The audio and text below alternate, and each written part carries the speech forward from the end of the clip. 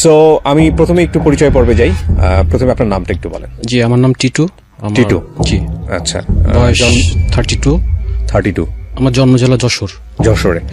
তো টিটু ভাই, আপনি যে সিক্রেটসটা এখানে বলতে এসেছেন, এটা বাংলাদেশের অনেক মানুষের জীবনের ঘটনা, অনেক মানুষের জীবনের ঘটনা। কেউ হয়তো মধ্যপথে গিয়ে ওখানেই শেষ হয়ে যায়, কিংবা কেউ হয়তো আপনার মতো আজকের এই সিটে বসে পুরো সফলতার গল্পটা বলতে পারে। তো আমি মনে করি যে আজকের এই গল্পটা অনেক ছেলে মেয়েকে হয়তো ভুল পথ থেকে সরিয়ে আনতে সাহায্য করবে। আমরা একেবারে ব্যাকগ্রাউন্ড থেকে যেতে চাই। জি, ছোটবেলা থেকে। তো আমার জন্ম জেলা যশোর কিবরিয়া ভাই, এবং যশোরের খুব একটা সীমান্তবর্তী এলাকা, বর্ডার সাইড আর কি। তো ছোটবেলাটা আসলে যখন থেকে আমার মনে পড়ে, আমি প্রাইমারিতে পড়তাম। তো অন্য বাচ্চাদের মতো আসলে অ্যাজ ইউজুয়াল ছিলাম না আর কি। আমি একটু দুষ্টু ছিলাম। সারাদিন যে মার্বেল খেলতাম, ক্রিকেট খেলতাম, ক্যারাম বোর্ড খেলতাম, এবং স্কুল বা পড়াশোনার প্রতি আমার কোনো আগ্রহ কখনো ছিল না। কয় ভাই বোন ছিলেন আপনারা? আমার 3 ভাই। 3 ভাই। আপনি বড়? হ্যাঁ, তখন পর্যন্ত আমার 2 ভাই ছিলাম, পরে একটা হয়েছে আর কি। আচ্ছা আচ্ছা। তো স্কুলে যাইতে চাইতাম না। আমার মনে হয় যে আমার আম্মুকে ছাড়া আমি কখনো স্কুলে যাইনি আর কি। মানে আমি যদি কখনো একা একা স্কুলে যেতাম, আমি অর্ধেক রাস্তা যাওয়ার পর পলায় থাকতাম, গাছে উঠে বসে থাকতাম, ধান ক্ষেতের মাঝখানে উঠে যেয়ে বসে থাকতাম, বা অনেক পাশের গ্রামে খেলতে যাইতাম। আবার ঠিক স্কুল যখন শেষ হইতো তখন বাসায় চলে আসতাম। তো এটা আসলে আস্তে আস্তে আমার বাবা মা নোটিশ করে যে আমি স্কুলে যাচ্ছি না বা পড়াশোনা ঠিক মতো হচ্ছে না। তো তারপর থেকে আসলে আমার আম্মু দিয়ে আসতো আমাকে, বা মাঝে মধ্যে দিয়ে আসতো না, আমি পিছন দিকে দেখতাম যে আমার আম্মু আসছে কিনা। আমি স্কুলে ঢুকবো, পিছনে তাকাই দেখি আমার আম্মু। তখন তো আর আসলে পড়ানোর কোনো স্কোপ ছিল না। তো সেই সময়টা দেখা যাচ্ছে আমি ক্লাস করছি, বাট টিফিনে আমি চলে গেছি। কিছু কিছু ঘটনা আমার মনে পড়ে কিবরিয়া ভাই, যে আমি টিফিনে চলে গেছি, বাট আমার ছোট ভাই আমার জন্য ভাত নিয়ে গেছে টিফিনে। ভাত নিয়ে যাওয়ার পর দেখে আমি নাই। তো সেই বাসায় ফিরে আসছে। আমি কিন্তু ঠিক আমার ওই সময় 4টার সময় ছুটি দিই স্কুল, প্রাইমারি আর কি। 4টার সময় বাসায়? জি, বাসায় ফিরে থাকতাম স্বাভাবিক। কোথায় ছিল স্কুলে? তখন তো আসলে আমি স্কুলে ছিলাম না, তখন পানিশমেন্ট চলতো আর কি। আম্মু মারতো কম, বকতো বেশি আর কি। বা এমন হয়েছে যে মারতো আবার কাঁদতো নিজেই। আচ্ছা। আর আব্বু আমাকে একটু শাসন করতো। অনেক মার খাইছে আব্বুর হাতে, হয়তো আমার ভালোর জন্যই। বাবা কি করতেন? আমার বাবা ওই সময় জব করতো আর কি, এক্সপোর্ট ইম্পোর্ট একটা কোম্পানিতে জব করতো। আচ্ছা। তো এভাবে চলে আর কি। মানে গ্রামে সবাই জানতো যে আমি অনেক দুষ্টু। বাট কি ভাই, আমার একটা জিনিস ছিল কি, আমার রেজাল্ট কিন্তু অত খারাপ ছিল না। আমার প্রাইমারি জীবনে কখনো আমার পাসের উপরে রোল যায়নি, মানে এত কিছুর পরেও আর কি। মানে ইচ্ছা ছিল না, কিন্তু কিভাবে যেন হয়ে যাইতো আর কি। আর বিশেষ করে আমার টিউশনই ছিল বাসাতে, যে আপনার কি বলেন যে মাস্টার রাখতো।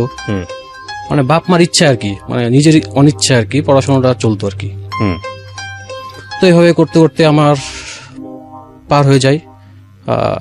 ক্লাস 5 পাশ করি, তখন একটু নিজের একটু পরিবর্তন আসে আর কি। যে 6-এ উঠছি, বা দুষ্টমিটা একটু কমে। তখন আর কি আমার ওখানে আর কি একটা নাম করা স্কুল আছে, তো ওখানে আমি অ্যাডমিশন দিই, 6-এ ভর্তি হই আর কি। তো তখন আসলে দুষ্টমিটা ছিল, কিন্তু প্রাইমারিতে যেটা ছিল এটা না, মানে লিমিটেশনের ভিতরে। একটু ক্রিকেট খেলতে যাইতাম। আর আমার একটা সমস্যা ছিল কি, আমার আব্বু আমি যা চাইতাম সেটাই দিত আর কি। আমি যেটা খাইতে চাইতাম, বা আমি যে আমার এই ড্রেস লাগবে বা আমার এটা লাগবে, কিন্তু টাকা দিত না কখনো। আচ্ছা। এটা আমাকে খুব আসলে ওই বয়সটাতে খুব মিস করতাম এটা। মানে দেখতাম যে স্কুলের বাচ্চারা পেপসি কিনে খাইতেছে বা আইসক্রিম খাইতেছে। জি, এটা আমি পারতাম না কখনো। কিন্তু আমি যদি বাসায় এসে বলতাম যে আমি আইসক্রিম খাবো, ঠিক আছে, আমার আব্বু 10টা আইসক্রিম নিয়ে চলে আসছে। এটা আসলে ওই সময় খুব খারাপ লাগতো। তো এভাবে চলতে চলতে আমি তখন পড়াশোনা মোটামুটি আর কি, যে টিউশন লাগতো, তো ইচ্ছা অনিচ্ছা পড়তে হইতোই। তখন আর স্কুল ফাঁকি দেওয়ার মতো সুযোগ ছিল না আর কি। তখন স্কুলটা অনেক নাম করা ছিল, মানে একদিন না গেলে বাসায় ফোন দিত, বা অনেক টিচার ছিল আমার বাবার বন্ধু বান্ধব। তো এই কারণে আসলে ওই ধরনের স্কোপ ছিল না। তো এইভাবে আমি ক্লাস 7-এ উঠি কিবরিয়া ভাই। 7-এ ওঠার পরে আমার একটা মামাতো বোন থাকে আর কি, আমার মামার মেয়ে। আসলে এটা বলা, 7-এ তো আসলে প্রেমের বয়স না, কিন্তু ওই সময় থেকে ওকে আমার ভালো লাগতো আর কি। ওই সময় থেকে, ওই সময়ের স্বপ্ন আসলে এখনকার স্বপ্ন তো এক না। ওই সময় আসলে ওই সময়ের মতো স্বপ্ন দেখতাম, মানে ভালো লাগাটা আর কি। তো এইভাবে চলতে চলতে এর ভিতরে অনেক মারটার খাইছি আব্বুর কাছে। তো এখানে একটা কথা বলি কিবরিয়া ভাই, সেটা হচ্ছে তখন থেকেই আসলে 7-8, হ্যাঁ, তখন থেকেই আমার আব্বুর একটা ব্যবসা খোলে আর কি। এতদিন তো চাকরি করতো আর কি, তখন নিজে একটা লাইসেন্স খুলে এক্সপোর্ট ইম্পোর্টের ব্যবসা করে। তখন আসলে আমাদের ফাইন্যান্সিয়াল অবস্থাটা অনেক ভালোর দিকে যায়। এমনকি এটা যেটা মানে আমার দাদার কাছ থেকে আমার আব্বু জমি পাইছিল 10 বিঘা আর কি। তো এইভাবে আস্তে আস্তে সে 20 বিঘা আরো কেনে জমি। আচ্ছা, মানে সিচুয়েশনটা এই পর্যায়ে গেছিল আর কি। 1 বিঘা মানে তার 33 শতক আর কি আমাদের ওখানে, জি। তো এইভাবে চলতে থাকে। তখন আব্বু আসলে যখন 8-9 উঠলাম অতটা টর্চার বা ওই যে পানিশমেন্ট দিত না, বকাবকি করতো আর কি। তারপর আস্তে আস্তে পরিবর্তন হতে থাকে। তারপরও মানে কেউ জানতো না যে আমি পাশ করবো এসএসসি বা এই ধরনের মেন্টালিটি ছিল না মানে বাড়ির কারোর ভিতরে, যে এই ছেলে তো পড়াশোনাই করে না, যা করে জোর করে করানো লাগে। তো একটা পর্যায়ে আমি 9 থেকে 10-এ উঠি কিবরিয়া ভাই। ওঠার পরে আমার আম্মুকে আমি বলি যে আম্মু, নিপাকে আমার অনেক ভালো লাগে। মানে আপনার ওই মামাতো বোন? হ্যাঁ, মানে আমার ঘটক আমার আম্মুই বলা চলে। তো আম্মু ঠিক ওই সময় ম্যাচিউরড একটা আচরণ করছিল, সেটা হচ্ছে যে ঠিক আছে তুমি পড়াশোনা করো, সেও পড়াশোনা করুক, সময় হলে দেখা যাবে। তো এর ভিতরে কি ব্যাপার, আমার আম্মু ওকে ডাকে আর কি এক সময়, যেহেতু আমার মামাতো বোন, আমাদের বাসায় যাওয়া আসা ছিল বা আমিও যাইতাম। তখন বলে মানে আমি যাকে পছন্দ করতাম আর কি, ওকে বলে যে আম্মু তোমার মনটা কাউকে দিও না, মনটা যেন মনের জায়গায় থাকে আর কি। তো ওটাও ওকে একটু ভাবনায় ফেলে আর কি, মানে ইশারায় বলে দেয় যে এসব এসবের মধ্যে যেও না। তো তারপরও এর ভিতরে আমি অনেকের সাথে কিন্তু বলছি যে ওকে পছন্দ করি আর কি, যেহেতু রিলেটিভ ছিল আমার, ওর আত্মীয় স্বজন মানে তো আমার আত্মীয় স্বজন। ও কি জানতো বিষয়টা? তখন থেকে আর কি কিছুটা জানতে শুরু করে, যেটা আম্মু বলছে বা আমার অন্য অন্য আত্মীয় স্বজনের কাছে যখন বলছি বা খালা ছিল, সবাই জানতে শুরু করে। কিন্তু কিভাবে ওই সময়টা ও আসলে এতটা ভাবতো না আমাকে নিয়ে, আসলে যে প্রবাত ভাই, বড় ভাই, ইউজুয়াল আর কি, এটা এর বাইরে কিছু না। এবং ওর সামনে আমি খুব নার্ভাস ফিল করতাম এবং ও আমার সামনে খুব নার্ভাস ফিল করতো। এটা কিন্তু প্রেমের জন্য না আর কি, তখন তো প্রেম হয়নি, জাস্ট একটা লজ্জা ফিল হতো দুজনের। অ্যাজ ইউজুয়াল কথা হইতো যে ভাইয়া ভালো আছেন, ভালো, এরকম। তো এইভাবে করতে করতে ও আমাকে একদিন বলে যে ভাইয়া আপনি পড়াশোনা ঠিক করে করেন, এসএসসি পাস করেন। মানে ও বলে না, একজনকে দিয়ে বলে। তো এটা আসলে আমার খুব ইন্সপায়ারিং লাগে ওই সময়। তখন আমার কাছে মনে হয় যে আমাকে পাস করতে হবে। আমি কিভাবে আসলে পড়াশোনাটা আসলে খুব মানে আমি এসএসসি পর্যন্ত আমি নিজের ইচ্ছায় কখনো পড়তেই বসিনি। আমি পড়তে বসতাম, আমার আম্মু পাশে বসে থাকতো। এবং আমার টোটাল জীবনে সবকিছুর জন্য অবদান আমার আম্মুর। আমার মনে হয় 365 দিন আমার আম্মু 300 দিন স্কুল করতো আমার সাথে, এরকম সিচুয়েশন। তো যাই হোক, তখন একটু একটু পড়া শুরু করলাম। তখন আসলে পড়তে ফিরে দেখলাম মাথায় কিছুই ঢোকে না আর কি। আসলে তো একদিন ফাঁকি দিছি এসএসসির আগ মুহূর্তে। তো পরীক্ষা দিলাম, অঙ্কটা আমার অনেক খারাপ হয়েছিল পরীক্ষা, তারপর পাশ করলাম আর কি। খুব ভালো করতে পারিনি, A- পাইছিলাম আর কি। ওই সময় আসলে A+ হইতো না খুব বেশি, A- পাইছিলাম। এতে আমার বাপ মা অনেক খুশি হয় আর কি, যে সারা গ্রাম মিষ্টি বিলি করে, মানে যে পাস তো করছে।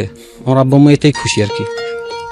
তো এই সময় আমি 3 মাস ছুটি থাকে, ওই সময়টা আমি এই যে বাসায় থাকি বা কিছুদিন থাকার পরে আমি যশোরে চলে আসি আর কি, শহরে।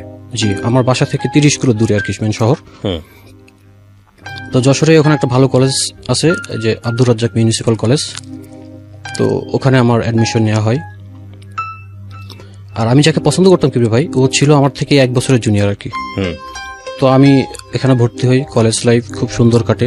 তখন আসলে আমি টোটালি মানে জেন্টেল, কোনো বিয়াদুপি দুষ্টুমি নাই, পড়াশোনা ঠিক মতো করতেছি, বাসায় যেতেছি। আর তখন আমার আব্বু আমাকে প্রচুর টাকা দিত আর কি। আমি যে আমার যে ল্যাকিংসটা ছিল টাকার প্রতি, দিত না কখনো, এটা ওই সময় কেটে যায় আর কি। যশোর থাকা অবস্থায় সবচেয়ে সুন্দর ম্যাচে আমি থাকতাম, আমার যে ড্রেস কিনতে ইচ্ছা হতে দিত এবং অ্যাটলিস্ট টাকাও দিত। আব্বু 2000 দিলে আম্মু আরো গোপনে আরো 5000 দিত, এরকম সিচুয়েশন। তো ভালোই কাটতো। ওই সময় কি ভাই নিপার পরীক্ষা আসে আর কি, এসএসসি পরীক্ষা। তো তখন কিন্তু আসলে আমার জীবনে কোনো মেয়ে আসেনি। আমার ক্লাস 7 থেকেই আমার মনের ভিতরে ও ছাড়া কেউ ছিল না আর কি। তো তখন আমার যে খালা আছে একটা, মানে খালার কাছে মানুষ হয়েছে আর কি, ওদের ফ্যামিলি মানে পাশাপাশি বাসা আর কি। তো পরীক্ষার সময় আমি ওই সময় নির্লজ্জ, মানে কি বলবো, মানে সাহস নিয়েই খালার কাছে ফোন দিলাম যে খালা ভালো আছেন, নিপার পরীক্ষা কেমন হয়েছে? তো বলে যে ওর সাথে কথা বলো। তো আমি প্রথম দিন কথা হয় যে পরীক্ষা কেমন হয়েছে, কয় জি ভালো হয়েছে, ঠিক আছে ভালো করে পরীক্ষা দাও। এভাবে কথা চলতে থাকে আর কি। বাট আমি যে ওকে প্রতিদিন ফোন দিতাম, এটা ওর কাছে আসলে আমার মনে হয় ওই সময় বিরক্ত লাগতো। ও চাইতো না আসলে জিনিসটা। তো কোনো একদিন কোনো পরীক্ষার সময় আমি ওকে ফোন দিই যে পরীক্ষা কেমন হয়েছে। খালার কাছে ফোন দিই, খালা ওকে দেয়, বলে রাখছি আমার ভালো লাগে না, পরে ফোন কেটে দিছে, বুঝছেন। তো জিনিসটা ওই সময় আমাকে খুব শক দেয়, যে আমার তখন মনে হইতো যে এটা আসলে সম্ভবই না কিবরিয়া ভাই। হুম। ও আমাকে ভাই দেখে আসলে, আমার কাছে এটা ওই সময় মনে হতো আর কি। তো মন খারাপ থাকতো। তারপর আমি ওই সময় আমার কলেজে অনেক বন্ধু বান্ধবী হয়, মানে সুন্দর একটা লাইফ ছিল আর কি। আমরা ঘুরতে যাইতাম, ফাস্ট ফুডে যাইতাম, একসাথে শপিং যেতাম, মানে খুব খোলামেলা। আমি তো এতদিন বন্দি ছিলাম বাসাতে, ওই সময়টা ম্যাচে থাকতাম ইচ্ছা মতো, খুব সুন্দর। তারপরও আমি কিন্তু মানে কোনো খারাপ দিকে যাইনি আর কি, পড়াশোনাটা ঠিক ছিল, কখনো মিস ইউজ করিনি। জি জি, কখনো মিস ইউজ করিনি। তো এইভাবে করতে করতে আমি আসলে ওর পরে আমার একটা রাগ তৈরি হয় যে আমাকে পছন্দ না হওয়ার কারণটা কি। তখন তো আসলে এত কিছু বুঝতাম না, ভালো লাগে ওকেও ভালোবাসতে হবে এটাই। তো একদিন ওর পরীক্ষা শেষ হয় আর কি, একদিন ওর চাচি আর কি, মানে আমার মামি, ওর চাচি মানে তো আমার মামি, তো নাম্বার থেকে একটা ফোন আসে। তো আমার মামি আমাকে বলে, টিটু নিপা কথা বলবে। তখন আমার আসলে খুব হঠাৎ করে কথা বলবে, তখন পরীক্ষা শেষ ওর। তো বলে যে ভাইয়া আপনি রাগ করছেন, সরি আমি আসলে ওই দিন অনেক জ্যাম ছিল, শরীরটা খারাপ ছিল এই কারণে। তো আমি বলি যে না আমার কোনো রাগ নেই। কয় ভাইয়া প্লিজ রাগ করেন না, তখন কিন্তু ভাইয়া করে বলে ডাকতো আর কি। তো আমি বলছি ঠিক আছে, তুমি রাগ ভাঙবে, তুমি আমাকে কালকে ফোন দিও। আচ্ছা। তখন সিটি সেল ইউজ করতাম আর কি। তো তারপর দিন আমাকে ফোন দেয় বিকেল টাইম আর কি, সরি কি তখন ও কলেজে উঠে গেছে আর কি, কলেজে পড়ে, তখন আমি সেকেন্ড ইয়ার আর কি। তো ফোন দেয়, তো আমি তাকে বলি যে নিপা একটা কথা বলবো। তো বলেন।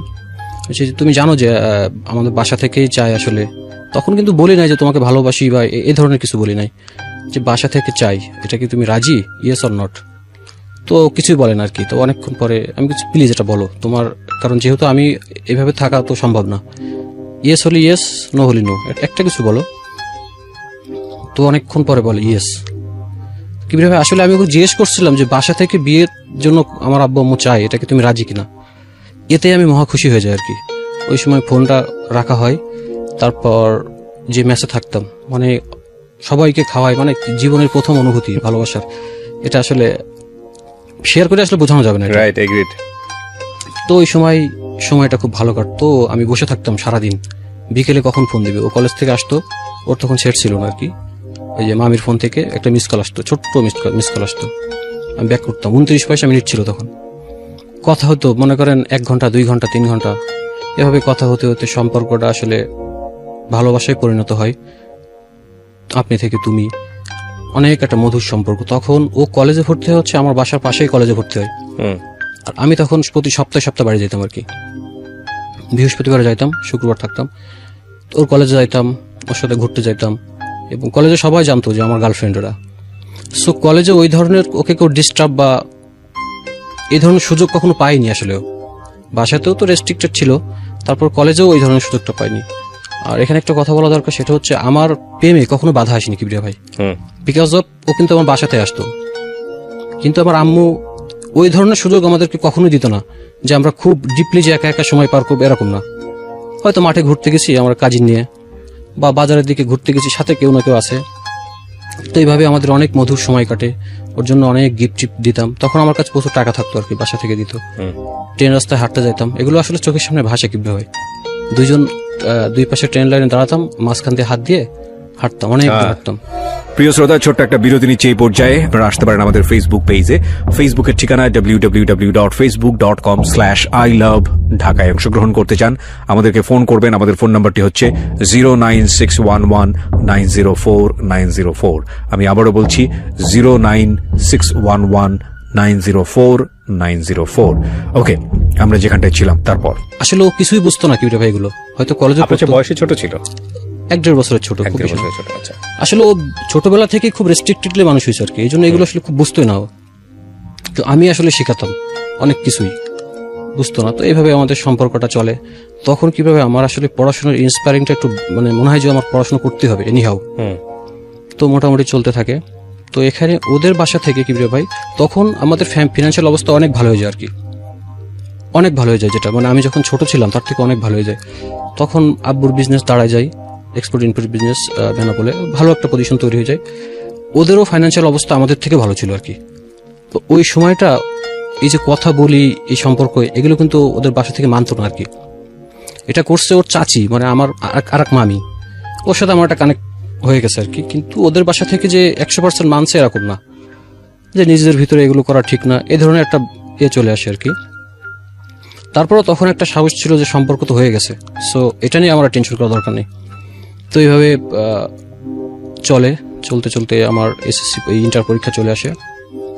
তখন আমার ওই যে প্রতিদিনও ফোন দিত। এর ভিতরে কি ভাই, আমি ভাত খেতে না বসলেও ভাত খেতে বসতো না, বা প্রেমে যেগুলো হয় আর কি, খুব মধুর পর্যায়ে চলে যেতাম। এবং আমার পরীক্ষার সময় খুব সাপোর্ট দিত।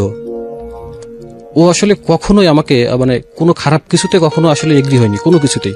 এটা বুঝতে পারছেন কি করতে চাচ্ছি। সব সময় বলতো তুমি নামাজ পড়ো, এসব খারাপ চিন্তা মন থেকে দূর হয়ে যাবে, ভালো ভালো চিন্তা করো, কোরআন শরীফ বাংলা পড়বো, এরকম অনেক জ্ঞান দিত আর কি। তো আমার কাছে ওই সময় এগুলো খারাপ লাগতো, যে ব্যাকডেটেড মনে হইতো আর কি। তো যাই হোক, তারপর আমি তো ওকে ছাড়তে পারবো না, এই হিসেবে ওগুলো মেনে নিতাম আর কি। তো পরীক্ষা চলে আসে। এর ভিতরে কিন্তু কিভাবে আমার আম্মু আসতো আমার বাসায়, এই যে মেসে আব্বু আসতো, খাদ্য খাবার নিয়ে আসতো। আমি একটু আসলে মাংস খুব পছন্দ করতাম। প্রতি সপ্তাহে আমার আম্মু মাংস নিয়ে আসতো রান্না করে।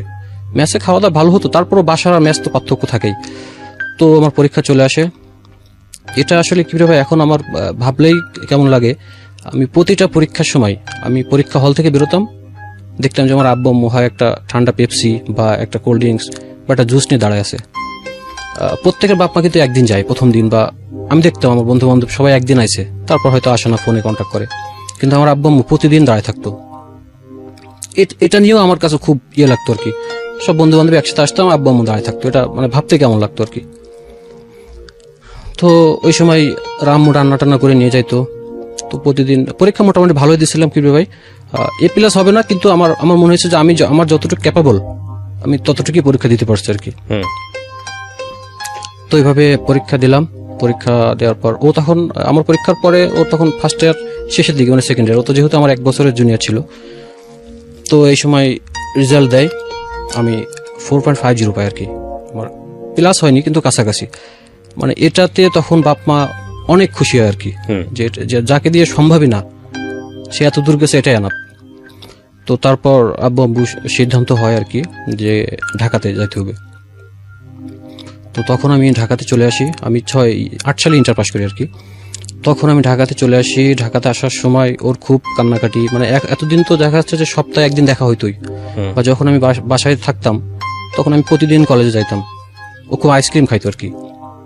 মানে ওকে যদি বলা হয় যে 1 মাস ভাত খাওয়া যাবে না, শুধু আইসক্রিম, কোনো ব্যাপার না, খাইতে পারবি না। আমি পরীক্ষাও করছি, 2-3 দিন মানে জাস্ট হালকা খাবার খাইছে, আইসক্রিম খাইছে। তো আমি প্রতিদিন ওই যে কলেজে যাইতাম, আইসক্রিম নিয়ে যাইতাম। মানে সম্পর্কটা খুব মধুর ছিল আসলে ওই সময়। তো আমি ঢাকাতে চলে আসলাম, খুব মন খারাপ। তখন ওর একটা সেট দেওয়া হয়, সিটি সেল, আমারও সিটি সেল একটা সেট নিই। তো কথা হয়, ঢাকাতে আসলাম, আমি ফার্ম গেটে ভর্তি হই, UCC কোচিং সেন্টার। তখন আমার চাস্তো ভাই থাকতো আর কি ঢাকাতে, ওর বাসায় উঠলাম। তো কোচিংয়ে যাইতে যাইতে আমার ভার্সিটি পরীক্ষা চলে আসে আর কি। ভার্সিটি পরীক্ষা আমি আসলে কোথাও পরীক্ষা দিইনি, কারণ আমার তখন আসলে একটু শো অফ করতে মন চাইতো আর কি। যে এলাকায় তো আসলে এলাকা থেকে ঢাকায় খুব কম লোকজনই থাকে। আমার মনে হয় আমি ঢাকাতে থাকবো, ঢাকায় পড়াশোনা করব, মানে একটু নিজের ভিতরে একটা চলে আসে আর কি। তো জাহাঙ্গীরনগর চান্স হয় না, ঢাকা ভার্সিটিও চান্স হয় না। আসলে কি পড়ছি আমি, কিন্তু হয় না আসলে। কমার্স থেকে চান্স পাওয়াটা একটু টাফ ছিল ওই সময় কি ভাই। তো তখন আমি বাসা থেকে সিদ্ধান্ত যে প্রাইভেট ইউনিভার্সিটিতে ভর্তি হবে। তো আমি তখন ইস্ট ওয়েস্ট এবং ড্যাফোডিল থেকে আর কি ফর্ম তুলি, দুটোতেই পরীক্ষা দিই। তো আমার ভাই ছিল আর কি ইস্ট ওয়েস্টে পড়তো। তো ও বললো যে টিটু তুমি ইস্ট ওয়েস্টে ভর্তি হো না, ইস্ট ওয়েস্ট অনেক ভালো, সবই ঠিক আছে, কিন্তু আমার কাছে মনে হয় তুমি ক্যাপেবল না এটার জন্য। তো আমি জিজ্ঞেস করলাম কেন, এফোর্ড করার মতো ক্যাপেবল? জি। তারপর ওই যে ভাই আমাকে বলে যে আসলে ইস্ট ওয়েস্টে অনেক অ্যাসাইনমেন্ট থাকে, অনেক প্রেজেন্টেশন থাকে, এগুলো আসলে তুই পারবি না, আর সব ইংলিশ মিডিয়াম তো অনেক টাফ হয়ে যাবো। তো তখন আমারও আসলে সিদ্ধান্ত হয় যে আমি একটু রিল্যাক্সে থাকতে চাই আর কি। তখন আমার ড্যাফোডিলে ভর্তি হওয়া হয়, বিবিএতে ভর্তি হই। তো তখন আসলে আমি বাসাটাও আমি তখন চেঞ্জ করি। আমি তখন এই যে আপনার শুক্রাবাদ চলে আসি, আমার ক্যাম্পাস ছিল শুক্রাবাদে, ওখানে তল্লাবাগে থাকতাম আমি। তখন বাসা থেকে আমার ল্যাপটপ কিনে দেয় আব্বু, 1 লাখ ডেলের একটা ল্যাপটপ কিনে দিয়েছিল 1,40,000 টাকা দিয়ে। ওরে বাবা! মানে তার এক্সপেকটেশন ছিল আমার ছেলে যে পড়াশোনা করতেছে এনাফ, তার কোনো কিছু অপূর্ণ থাকবে না। এবং ওই সময় আমি 10-12,000 টাকা করে শুধু মানে ম্যাচ থাকা খাওয়ার খরচ নিতাম ভার্সিটি। বাবা, 1,40,000 টাকাতে ওই সময় ল্যাপটপ, মানে অনেক ভালো কনফিগারেশন। আমার মনে আছে মডেলটা DL630, ওটা আমার এখনো আছে কিডিও ভাই ল্যাপটপটা, হয়তো কাজ করে না ঠিক মতো, এখনো আছে। তো ল্যাপটপ কিনে দেয় ওই সময় তখন আমি ভার্সিটিতে যাই, অনেক বন্ধু বান্ধবের সাথে পরিচয় হয়। তো ভার্সিটিতে আমার আসলে প্রথম যখন আমি যাই তখন আমার প্রথম সেমিস্টার খুব রেজাল্ট ভালো হয় আর কি। তখন আমার মনে হতো যে ভার্সিটিতে রেজাল্ট ভালো করলেই অনেক বন্ধু হবে বা এটা নিজের একটা মূল্যায়ন থাকবে আর কি। তো এই জন্য আমি পড়াশোনাটাও ঠিক মতো করতাম। আর আমার একটা সাপোর্ট হতো কি, আমার চাচাতো ভাই যে আমার সাথে থাকতো ও ড্যাফোডিলে পড়তো, ও তখন মেবি 7 বা 8 সেমিস্টার এরকম। তো ও অনেক কিছুতে আমাকে হেল্প করতো। দেখা যাচ্ছে যখন কেউ অ্যাসাইনমেন্ট বুঝতোই না তখন আমি অ্যাসাইনমেন্ট তৈরি করতে পারতাম। কিন্তু আসলে কেউ জানতো না যে আমি কপি করে নিয়ে আসছি বা আমার ভাইয়ের কাছ থেকে হেল্প নিয়েছি। তো অ্যাসাইনমেন্ট, প্রেজেন্টেশন, ক্লাস এভাবে চলতে থাকে। এদিকে নিপার সাথেও সম্পর্কটা থাকে, চলে।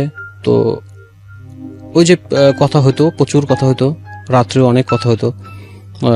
ভাত খাইছি, আমি না খাইলে কখনো খাইতে বসতো না। আমি ভার্সিটি থেকে 3টার দিকে যদি 4টার দিকেও আসতাম, বসে থাকতো, আমি আসার পরে একসাথে খাইতাম। আর অনেক মধুর, আসলে এটা আমি কিভাবে এক্সপ্লেন করবো আমি বুঝতে পারছি না, এটা শেয়ার করা যাবেও না আসলে এইভাবে। তো তারপর ভার্সিটিতে চলতে থাকে, আমার রেজাল্ট খুবই ভালো হয়। আমি আউট অফ 4-এ 3.67 এরকম থাকতো আমার প্রথম দিকে। এটা মোটামুটি কিন্তু খারাপ না, অনেক ভালো আর কি। যাই হোক, তো তারপর এভাবে আমার অনেক বন্ধু বান্ধব হয়। আমি মার্কেটিং এ। হ্যাঁ। তো আমার 4-5 জন বন্ধু বান্ধব হয়, তাদের নাম না বললেই নয়। শিমুল, প্রতাপ, ফাতেমা, তমা, অনেকগুলো বন্ধু বান্ধব হয় আর কি। তো এভাবে চলতে চলতে আমার হঠাৎ করে কি ভাই, যখন আমি 3rd সেমিস্টার মেবি, তখন আমার নাটক দেখতাম। আমি প্রচুর নাটক দেখতাম তখন। ওই যে মোস্তফা সরোয়ার ফারুকী, মানে সোবিয়ালদের নাটক বা ইফতেখার আহমেদ ফাহমি, আমি অনেক নাটক দেখতাম। মানে ওই সময় এমন কোনো নাটক নাই যে আমি দেখি নাই, আমার মনে পড়ে। তো ওই সময় আমার খুব একটা শখ জাগলো যে আমাকে ডিরেকশন শিখতে হবে, ডিরেকশন দিতে হবে। নাটক দেখতে দেখতে ভালো লাগে আর কি। তো তখন আমি এক ভাই ছিল আমার, ওই যে আপনার ইয়েতে চাকরি করতো আর কি, তখন মেবি সমকালে। তো ওই ভাইকে বললাম যে ভাই, আমি যদি নাটক ডিরেকশনে যেতে চাই তাহলে আমাকে কি করতে হবে, আমি কোথায় ভর্তি হবো বা কি।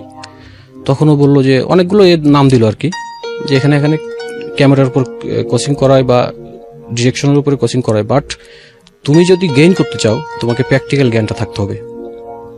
বাংলাদেশে যারাই পড়াশোনা করে আসছে কেউ গেইনার না এই লাইনে। তুমি যত নাম করা ডিরেক্টর দেখবা সব কিন্তু প্র্যাকটিক্যাল জ্ঞানেই কিন্তু এরাই হয়েছে। তো মোস্ট প্রবাবলি তখন আমার 4th সেমিস্টার চলে, 4th এরকম, হ্যাঁ 4th, 3rd বা 4th। তখন ওই ভাই আমাকে একজনের সাথে কন্ট্যাক্ট করায় দেয়। সে ছিল ডিরেক্টর ছিল, তো নামটা আসলে নাই বলি যেহেতু ব্যাপার আছে এখানে একটা। তো তার সাথে পরিচয় হয়, প্রথম গেলাম। তখন নাটকের শুট কিন্তু শুরু হয়নি, তখন আমাকে স্ক্রিপ্ট বুঝাইতে, এবং আমরা ওই যে নীলক্ষেত বা ওই যে ইডেন কলেজের সামনে ওই দিকেই বসতাম আর কি। উনি খুব ট্যালেন্ট লোক ছিল আর কি। তো ওই সময় ওনার সাথে আমার খুব একটা ভালো একটা মেন্টাল একটা আন্ডারস্ট্যান্ডিং হয়ে যায় আর কি। উনি স্ক্রিপ্ট নিয়ে আলোচনা করতো বা আমি অনেক কিছু বলতাম, ওনার ভালো লাগতো।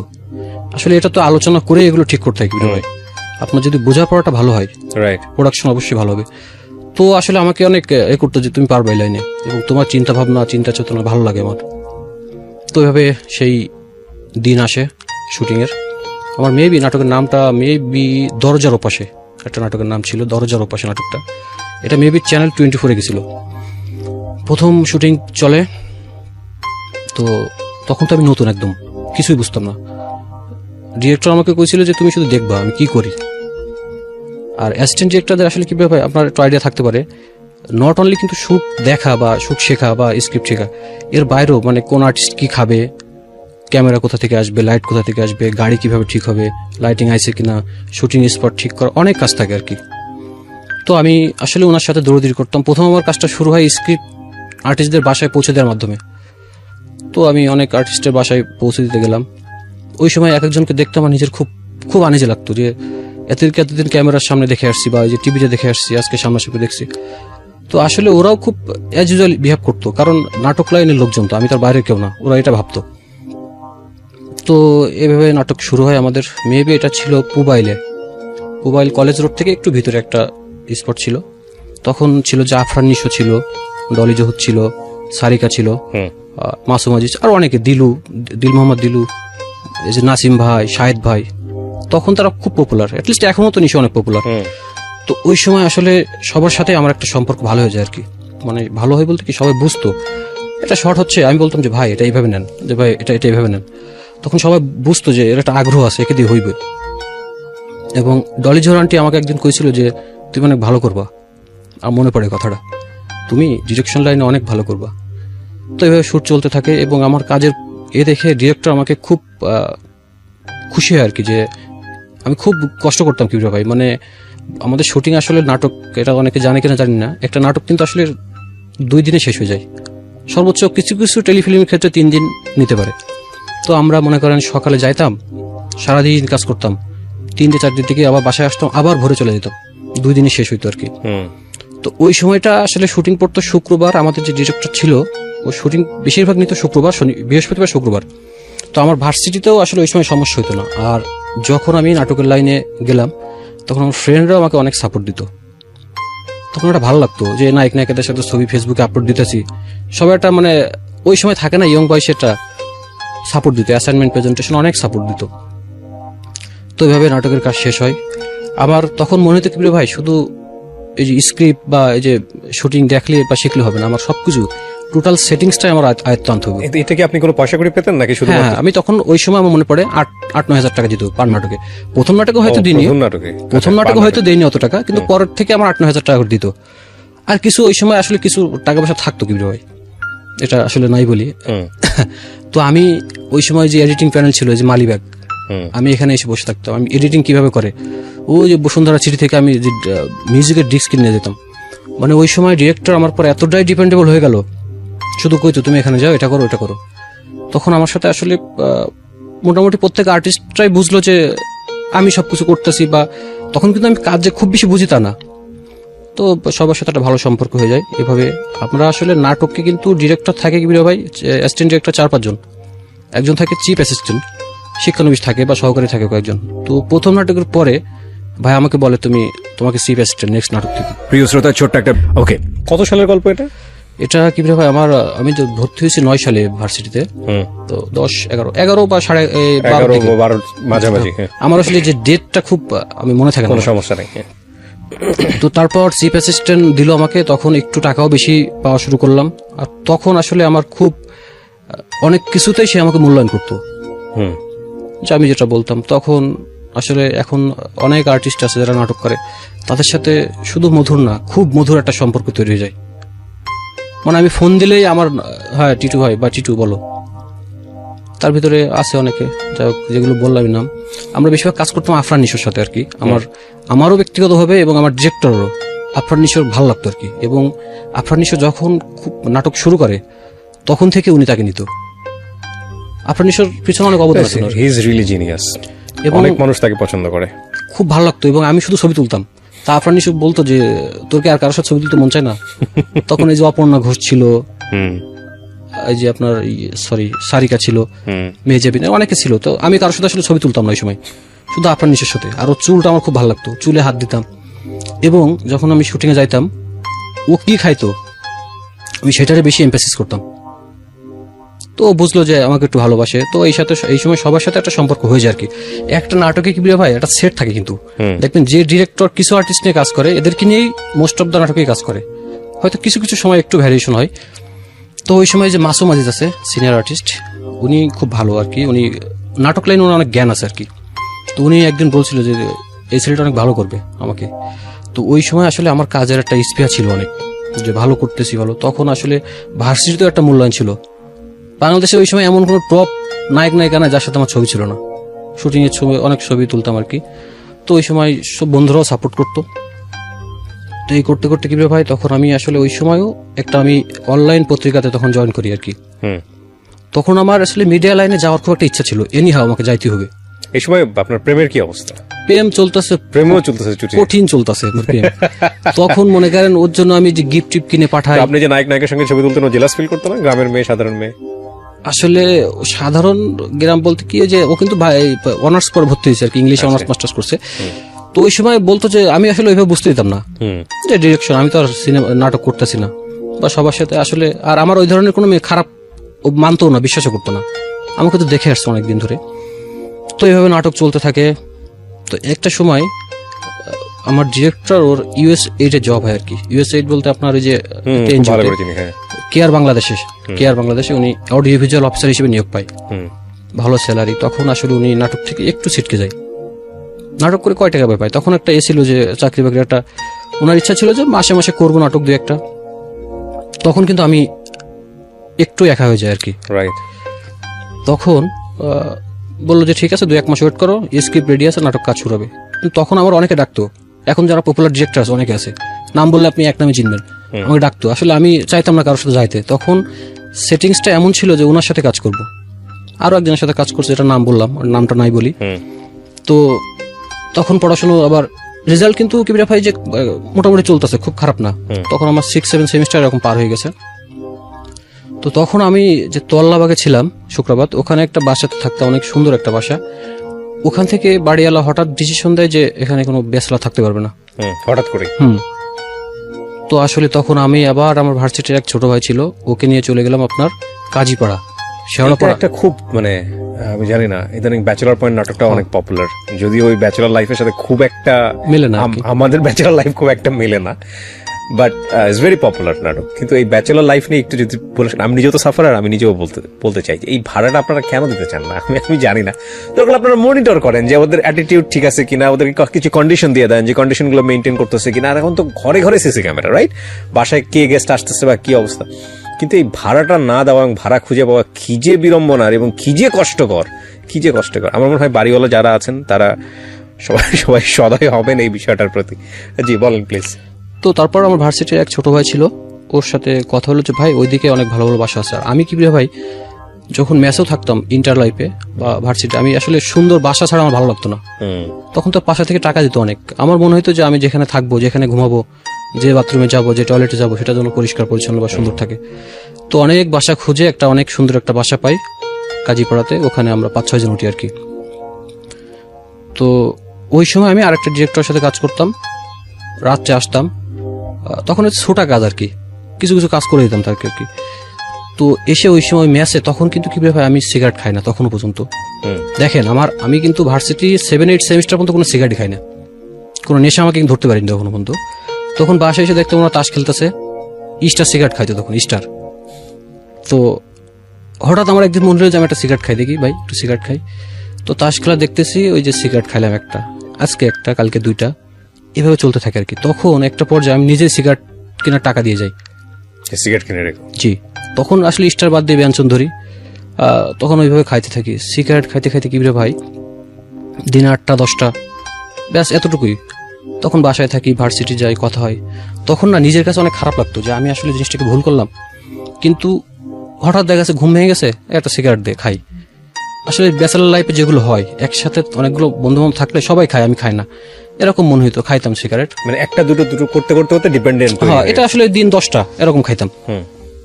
তখন কিন্তু আমার অর্থনৈতিকভাবে একটু ক্ষতিগ্রস্ত হতে থাকলাম, যেহেতু 10টা সিগারেট, তখন বেনসন কত, মেবি 10 টাকা বা এরকম ছিল, ততদিন 100 টাকা। তখন আমি ওই যে বাসাতে গেলাম আর কি, সেমিস্টার শেষ, বাসাতে গেলাম। বাসাতে যাওয়ার পর আমার এলাকাতে কিছু বন্ধু বান্ধব ছিল, যেহেতু ওটা একটা বর্ডার এলাকা কি ভাই, নামগুলো এখন নাই বলি, তারা এখন ভালো হয়ে গেছে আর কি, নামগুলো নাই বলি।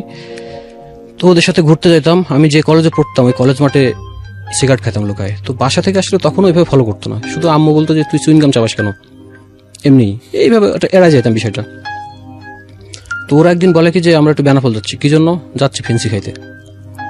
তখন আমার আব্বুর বাইক ছিল আর কি, তখন আমি বাইক নিয়ে আমি যাব। তো গেলাম, আমি কিন্তু খাওয়ার জন্য যাইনি কি ভাই, সঙ্গতে কোম্পানি দেওয়ার জন্য গেছি, খাইলে কি হয় বা কিভাবে খাই এটা দেখার জন্য। তখন গেছি বেনাপোলের একটা গলি দিয়ে ঢুকে, ওরা এক জায়গায় যে একটা সেলুনের দোকান আর কি, ওখানে ফ্যান্সি নিয়ে আসলো 2টা। তো আমি কইছি আমাকে একটু দিস অল্প, তখন কিন্তু আমি টাকা দিচ্ছি না, মানে জাস্ট ওদের সাথে গেছে এই জন্যই। তো আমি 3 ভাগের 1 ভাগ মতো খাইছিলাম। কিভাবে বিশ্বাস করেন, খাওয়ার পরে ওরা আবার দুধ চা খায়, খাওয়ার পরে এক একটা নেশার কিন্তু এক একটা মানে সিগনিফিকেন্ট একটা বিষয় থাকে আর কি। ফেন্সি খাওয়ার পর দুধ চা খাইতে হয় আর কি, মিষ্টি কড়া করে, নেশাটা ভালো হয় আর কি। তো আমি ওই সময় দুধ চা খাইলাম, খাওয়ার পর আমার এমন একটা অনুভূতি আসলো কি ভাই, মানে যখন মোটরসাইকেল চলতেছে মনে হচ্ছে যে গায়ে বাতাস লাগতেছে, কি একটা অনুভূতি, এটা বোঝানো যাবে না আর কি। সিগারেট খাইতে এত মজা লাগে, এটা কি একটু ঝিমাই কিন্তু মানুষ, মানে একটু ঘুম ঘুম ভাব আসে, ঝিমাই, খুব ভালো লাগলো। এরপর যে কদিন বাসায় ছিলাম প্রতিদিন খাইতাম, তখন আমি টাকা দিয়েই খাই। তখন সপ্তাহখানিক থাকার পরে কিন্তু আমার টাকা শেষ, তখন বাসা থেকে টাকা নিই। তখন একটু কনফিউজড হয়ে যায় আব্বু আম্মু, যে নোটিশ করে যে রাত্রে বারবার উঠে ওইদিকে যাই, তখন সিগারেট খেতে যেতাম। আর এই নেশাটা করলে কিভাবে সিগারেট আপনার লাগবে মাস্ট, মানে এই নেশাটার মেন মজা হচ্ছে সিগারেট।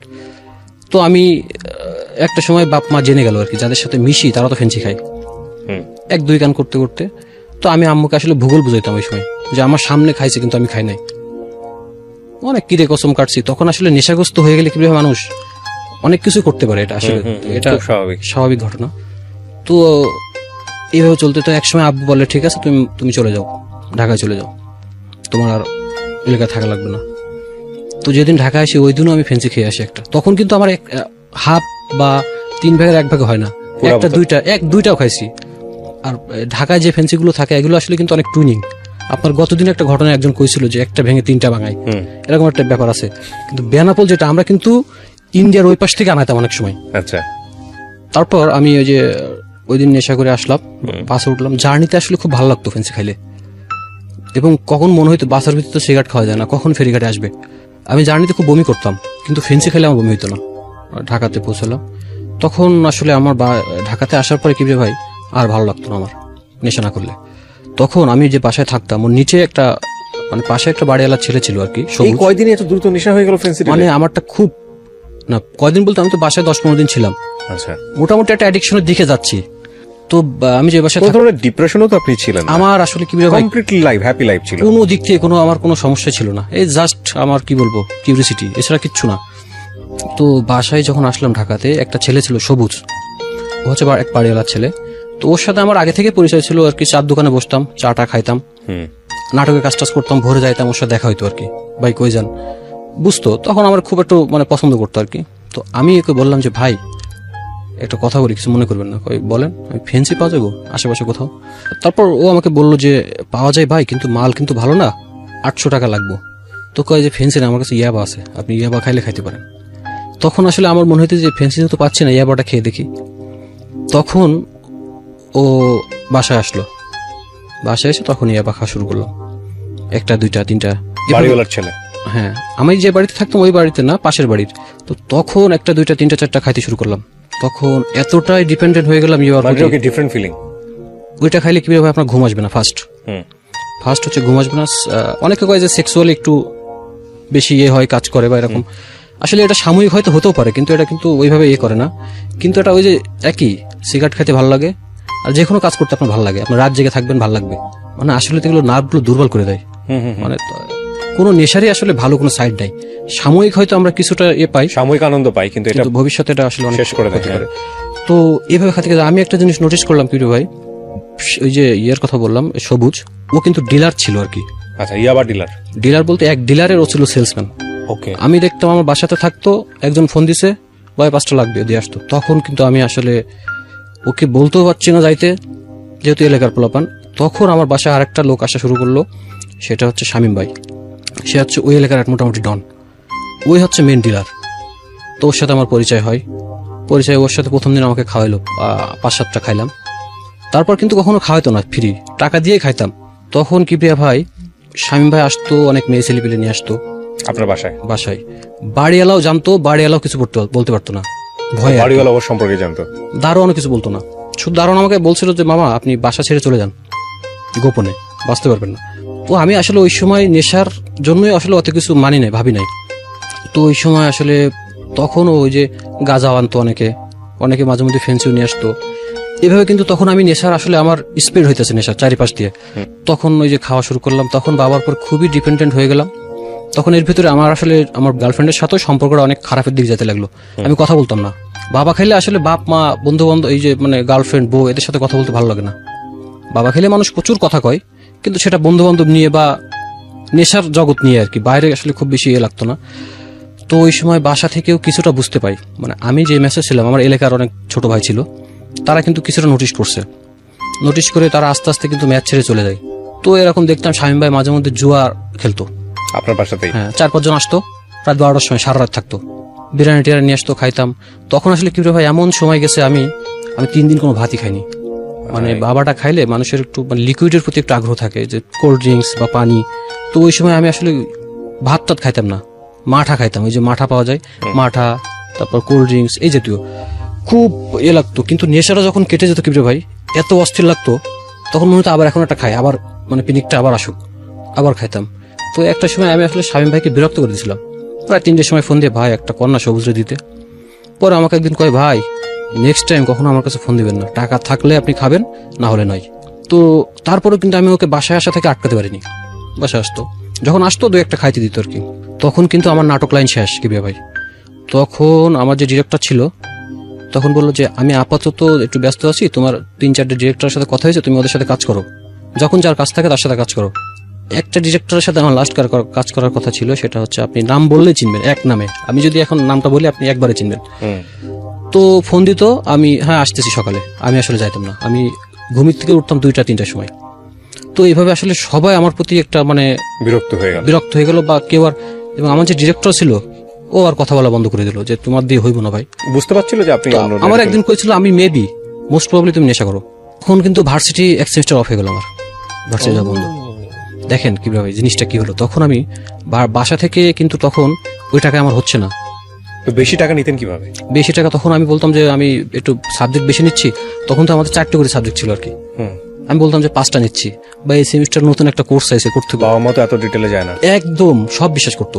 আমার আব্বুকে ওই সময় আমি যদি বলতাম এখন 50,000 টাকা লাগবে একটা কোর্স করতে হবে, কোনো কথা নেই, আমি ফোন কাটার পরপরে দেখতাম ব্যাংকে চলে আসে, এরকম একটা সিচুয়েশন ছিল আর কি। তো এইভাবে বাসায় কিন্তু এরপরে আস্তে আস্তে বাসায় একটু জানতে পারে। তো তখন কিভাবে আমার ওখান থেকে সবাই চলে গেছিল আর কি। আমার ছোট ভাই যারা ছিল এলাকার, একটা ছেলে ছিল আর কি, ওর নামটা একটু নাই বলি।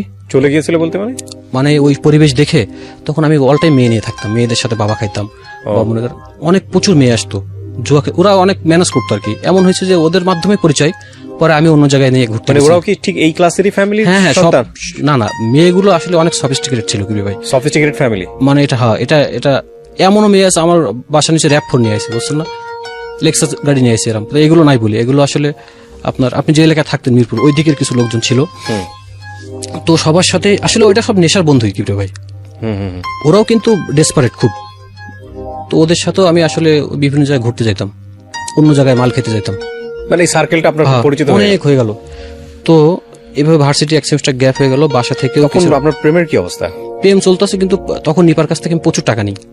ও তখন নিপার কাছ থেকে টাকা প্রচুর, যে আমার আজকে পুলিশে ধরছে, কি কারণে ধরছে, আরে পুলিশে ঢাকায় মারানো ধরছে, আমি অমনি আসছিলাম, মানে বিভিন্ন রকম ইস্যু। বা আজকে আমার শরীর খারাপ, কাছে টাকা নাই, ম্যাচের টাকা বাকি হয়েছে, বা এই যে টাকা হারাই গেছে ভার্সিটি থেকে আসার সময়। আসলে কিভাবে এটা আমি যে কিভাবে করতাম বা কি জন্য করতাম, আমার এখন খুব ঘৃণা হয় নিজের প্রতি, ওইটা মনে হইলো আর কি। ও টাকা পাঠাতো? ওর তখন আসলে ওদের মার্কেট আছে বেনাপোলে, আচ্ছা, ঘর ভাড়া উঠতো অনেক টাকা, তো ও একটা দোকান থেকে টাকা নিত আর কি। ওকে, তো টাকা থাকতো প্রচুর আসলে, আর একটা মেয়ে তো মানে ওই টাকা থাকতো ওর কাছে। তো ওর যত টাকা থাকতো আসলে আমিই নিতাম, বিভিন্ন মিথ্যা কথা বলে আরো দিত। পরে ও বলতো যে আমি জানি তুমি টাকা দিয়ে নেশা করবা, মানে ও বুঝে গেছিল, কিন্তু আমি তোমাকে বিশ্বাস করি, তুমি আমার সাথে চিট করছো, কিন্তু আমি তোমার সাথে চিট করতে পারবো না, টাকা আছে দিচ্ছি নাও, আমার কাছে আরো 2,000 টাকা আছে লাগলে দিও, এরকম বলেই দিত যে আরো 2,020 টাকা আছে বা 780 টাকা আছে, তোমার লাগলে বা নিও। এটা আসলে ও মানে খারাপ লাগা থেকে অভিমান থেকে করেছে, কষ্ট থেকে, কিন্তু আমি আসলে ওটা বুঝতাম না। তারপর কি ভাই নেশা চলতেছে, ভরপুর মেয়ে ছেলেপিলে আসতেছে, তখন আমার একটা মামার সাথে পরিচয় হয় এলাকারই, ও ছিল এক এমপি জামাই আর কি। তো ও তখন আমার বাসায় আসা শুরু করলো। তখন আমি ওই যে নেশা করতাম, তো তখন ও আসতেছে টুকটাক, মেয়েটে নিয়ে আসতেছে, অনেক ওই যে মিউজিক ভিডিও টিডিও করে অনেক নায়ক নিয়ে আসতেছে। তো ওই সময় আমার ম্যাচে একটা ছেলে ছিল আর কি, সবাই কিন্তু চলে গেছে কি ভাই, একটা ছেলে ছিল। ও তখন দেখতাম ফোনে কথা বলতো যে 5 লাখ 4 লাখ, মানে ফোনে কথা করছে যে ভাই না 4 লাখ হবে না 5 লাখ। তো আমার একদিন আসলে কিউরিসিটি থেকে তাকে আমি জিজ্ঞেস করলাম যে কি আসলে বিষয়টা কি। তো কইলো কাকা ভার্সিটিতে ভর্তি জালিয়াতি আছে, আপনার এক একটা স্টুডেন্ট ভর্তি হবে 4 লাখ 5 লাখ টাকা, আমি 60,000 70,000 টাকা কমিশন পাবো। কিভাবে হয় আসলে এটা একটু বলি কিভাবে হয়। সেটা হচ্ছে যখন ভার্সিটিতে ভর্তি শুরু হয় প্রচুর যে জালিয়াতি পাওয়া গেল, আমাদের অনেকে ধরা খাইছে, এই গত বছর ধরা খাইছে, এবং আপনার এই যে যমুনা টিভিতে রিপোর্ট হয়েছে। হ্যাঁ, এটা খুব বহুল প্রচলিত ঘটনা। আমার মনে হয় যারা আজকে দেখছেন খুব মনোযোগ দিয়ে শোনেন যে প্রসেসটা আসলে কি করতো ওনারা। ওকে, আমরা এখান থেকে বিরতিতে যাব প্রিয় শ্রোতা, ছোট্ট একটা ব্রেক। আর একই সাথে আপনাদেরকে যেটা বলতে চাই, আজকের যিনি অতিথি আছেন তাকে যদি আপনারা দেখতে চান, চলে আসবেন আমার পার্সোনাল ইউটিউব চ্যানেলে www.youtube.com/RJKibriya FM, RJKEBRIA FM চ্যানেলটি আছে কিবরিয়া আরজে নামে। ওখানে গিয়ে প্লিজ সাবস্ক্রাইব করে নেবেন, এবং তারপর আপনার যে ভিডিওগুলো দেখতে ইচ্ছে করে যা কমেন্টস করলাম। তো বললো সিস্টেমটা হচ্ছে ডিভাইস দিয়ে দেবে, মানে যে পরীক্ষার্থী তার কাছে ডিভাইস, এবং ছেলেরা আন্ডারওয়্যারের ভিতরে ডিভাইস রাখতো। তখন আসলে কিভাবে এতটা চেকিং ছিল না, এখন যেভাবে চেক করা হয়। আর মেয়েদের ক্ষেত্রে আপনার কানে যে একটা মেয়ে বরকা পড়লো, এখানে একটা ব্লুটুথ হেডফোন দিয়ে দিল, মোবাইলটা আপনার ইনার ভিতরে রাখলো, বা তখন কিন্তু আসলে ওইভাবে মেয়েদের ওইভাবে চেক হইতো না, বা ওই এত জানাজানি হয় নাই তখনও। পরীক্ষা 10 মিনিটের ভিতরে আপনার প্রশ্ন ওরা ফাঁস করে ফেলতো, যে কোনো ভাবে ম্যানেজ করে। আর এটা সম্ভব হতো, পরীক্ষা শুরু হওয়ার পরে প্রশ্ন ফাঁস করে, এটা কোনো আহামরি কিছু যে তা না। তো প্রশ্ন ফাঁস করে ওদের সলভিং টিম থাকতো। এমন স্টুডেন্ট ছিল কিবরা ভাই, বইটা পড়ে, কেউ ঢাকা ভার্সিটিতে ফার্স্ট ক্লাস, সেকেন্ড, থার্ড, এরকম অনেক ট্যালেন্ট, কারণ সুপার ট্যালেন্ট, মানে সব জানাশোনা এই টাইপের। মানে সলভ করতে গেলে তো আপনাকে বুঝতে হবে জিনিসটা, আপনার 5-7 মিনিটের ভিতর সলভ করতে হবে। তখন একজন থাকতো সাধারণ জ্ঞানের, একজন থাকতো বাংলার। ওরে বাবা! তো সলভ করার পরে ওটা আবার ওরা ওই যে মোবাইল লিখতো, ধরো সেট এ পড়ছে আপনার, 1 এর অ্যান্সার 2, 2 এর অ্যান্সার বি, 3 এর অ্যান্সার সি। এখন ধরো একটা মেয়ের কাছে মোবাইল ডিভাইস কানেক্ট করা আছে, কিন্তু যতক্ষণ পরীক্ষা দিবে ওর সাথে কিন্তু কানেক্ট থাকবে মোবাইল ডিভাইস, যে হ্যালো তুমি কি শুনতে পাচ্ছ? যখন মেয়ে যদি মানে যে শোনে, যে তুমি যদি শুনতে পাও একটা কাশি দাও, তখন স্বাভাবিকভাবে পরীক্ষার হলে কিন্তু একটা মেয়ে কাশি দিতে পারে। একটা কাশি দিল, তোমার সেট কি পড়ছে, তোমার যে সেটটা পড়বে তুমি সেই সেটে কাশি দিবা। সেট এ কোনো কাশি নাই মনে করেন, সেট বি সে একটা কাশি দিল, তাহলে আমি কিন্তু বুঝলাম যে তার সেট বি পড়ছে। তখন আমি মানে এখান থেকে বলা হয়তো যে লেখো 1 এর 2, 2 এর 3, সুন্দর প্রসেস। সেও পরীক্ষা চান্স হয়ে গেল, টাকাও দিল, ক্লিয়ার। আর ছেলেদের ক্ষেত্রে হয়তো কি ছেলেদেরটা একটু টাফ ছিল, এটা হচ্ছে আন্ডারওয়্যারের ভিতরে মোবাইল রাখতো, কোন এক সময় সুযোগ পাইতো আসলে কিভাবে, ওই সময় না এত তো সম্ভব ছিল না, মোবাইলটা বের করে শুধু সেটটা মেসেজ করে দিত একটা নাম্বারে। তোর আমি লিখতেছি, ফোন নিচে রেখে একটা মেসেজ করি যে সেট এ, যখন তখন সব প্রশ্ন পাঠাই দিতাম তারে, মানে আমি তো না, ওরা পাঠাই দিত। লাস্ট 2 ইয়ার্স আবার অন্য সিস্টেম বার হয়েছে, সেটা হচ্ছে এই যে আপনার স্বর্ণ দিয়ে কানের ভিতর ঢোকান লাগে এমন একটা ডিভাইস আছে, ছোট্ট একটা ডিভাইস, ওটা কোথাও রাখবে ইনার পয়েন্টে, আপনার স্বর্ণ দিয়ে, ওই যে স্বর্ণ মানে কানের ভিতর থেকে যে ওইটা দিয়ে ওইটা মনে করেন আপনার কানের ভিতর ঢুকে দেওয়া লাগে। তারপর আপনার কান চেক করলো কিন্তু কেউ জানতে পারবে না, কানে কিছুই নাই। হ্যাঁ, তারপর ওখান থেকে আপনি কানেক্টেড থাকবেন। তবে কিছু কিছু ক্ষেত্রে মানে একটু আসলে নোটিস করতে মানুষজন, যেমন একটা ছেলে আমি ভয়নিটে 4র্থ হয়েছিল, হ্যাঁ 4র্থ, তার এ গ্রেড মনে করেন, A+ নাই। এটা কিন্তু সবার কাছে একটা প্রশ্ন আসে যে এই ছেলে কেমনে 4র্থ না। হ্যাঁ, কিন্তু ইটস ভেরি রিস্কি। তারপরেও যে এখনো হয়, এই জন্য বললাম প্রতি বছর কিন্তু ধরা খাচ্ছে। পরীক্ষার সময় দেখবেন এই হলে এতজন মানে ধরা খাইছে, গত বছরও তো ধরা খাইছে। ডিভাইস চেক হয় না যে মোবাইল ফোন নিয়ে যেতে পারবে না, এখন মেয়েদের সব জায়গায় তো চেক করতে পারবে না, বা ছেলেদেরও আপনি চেক করলেন এতটুকু।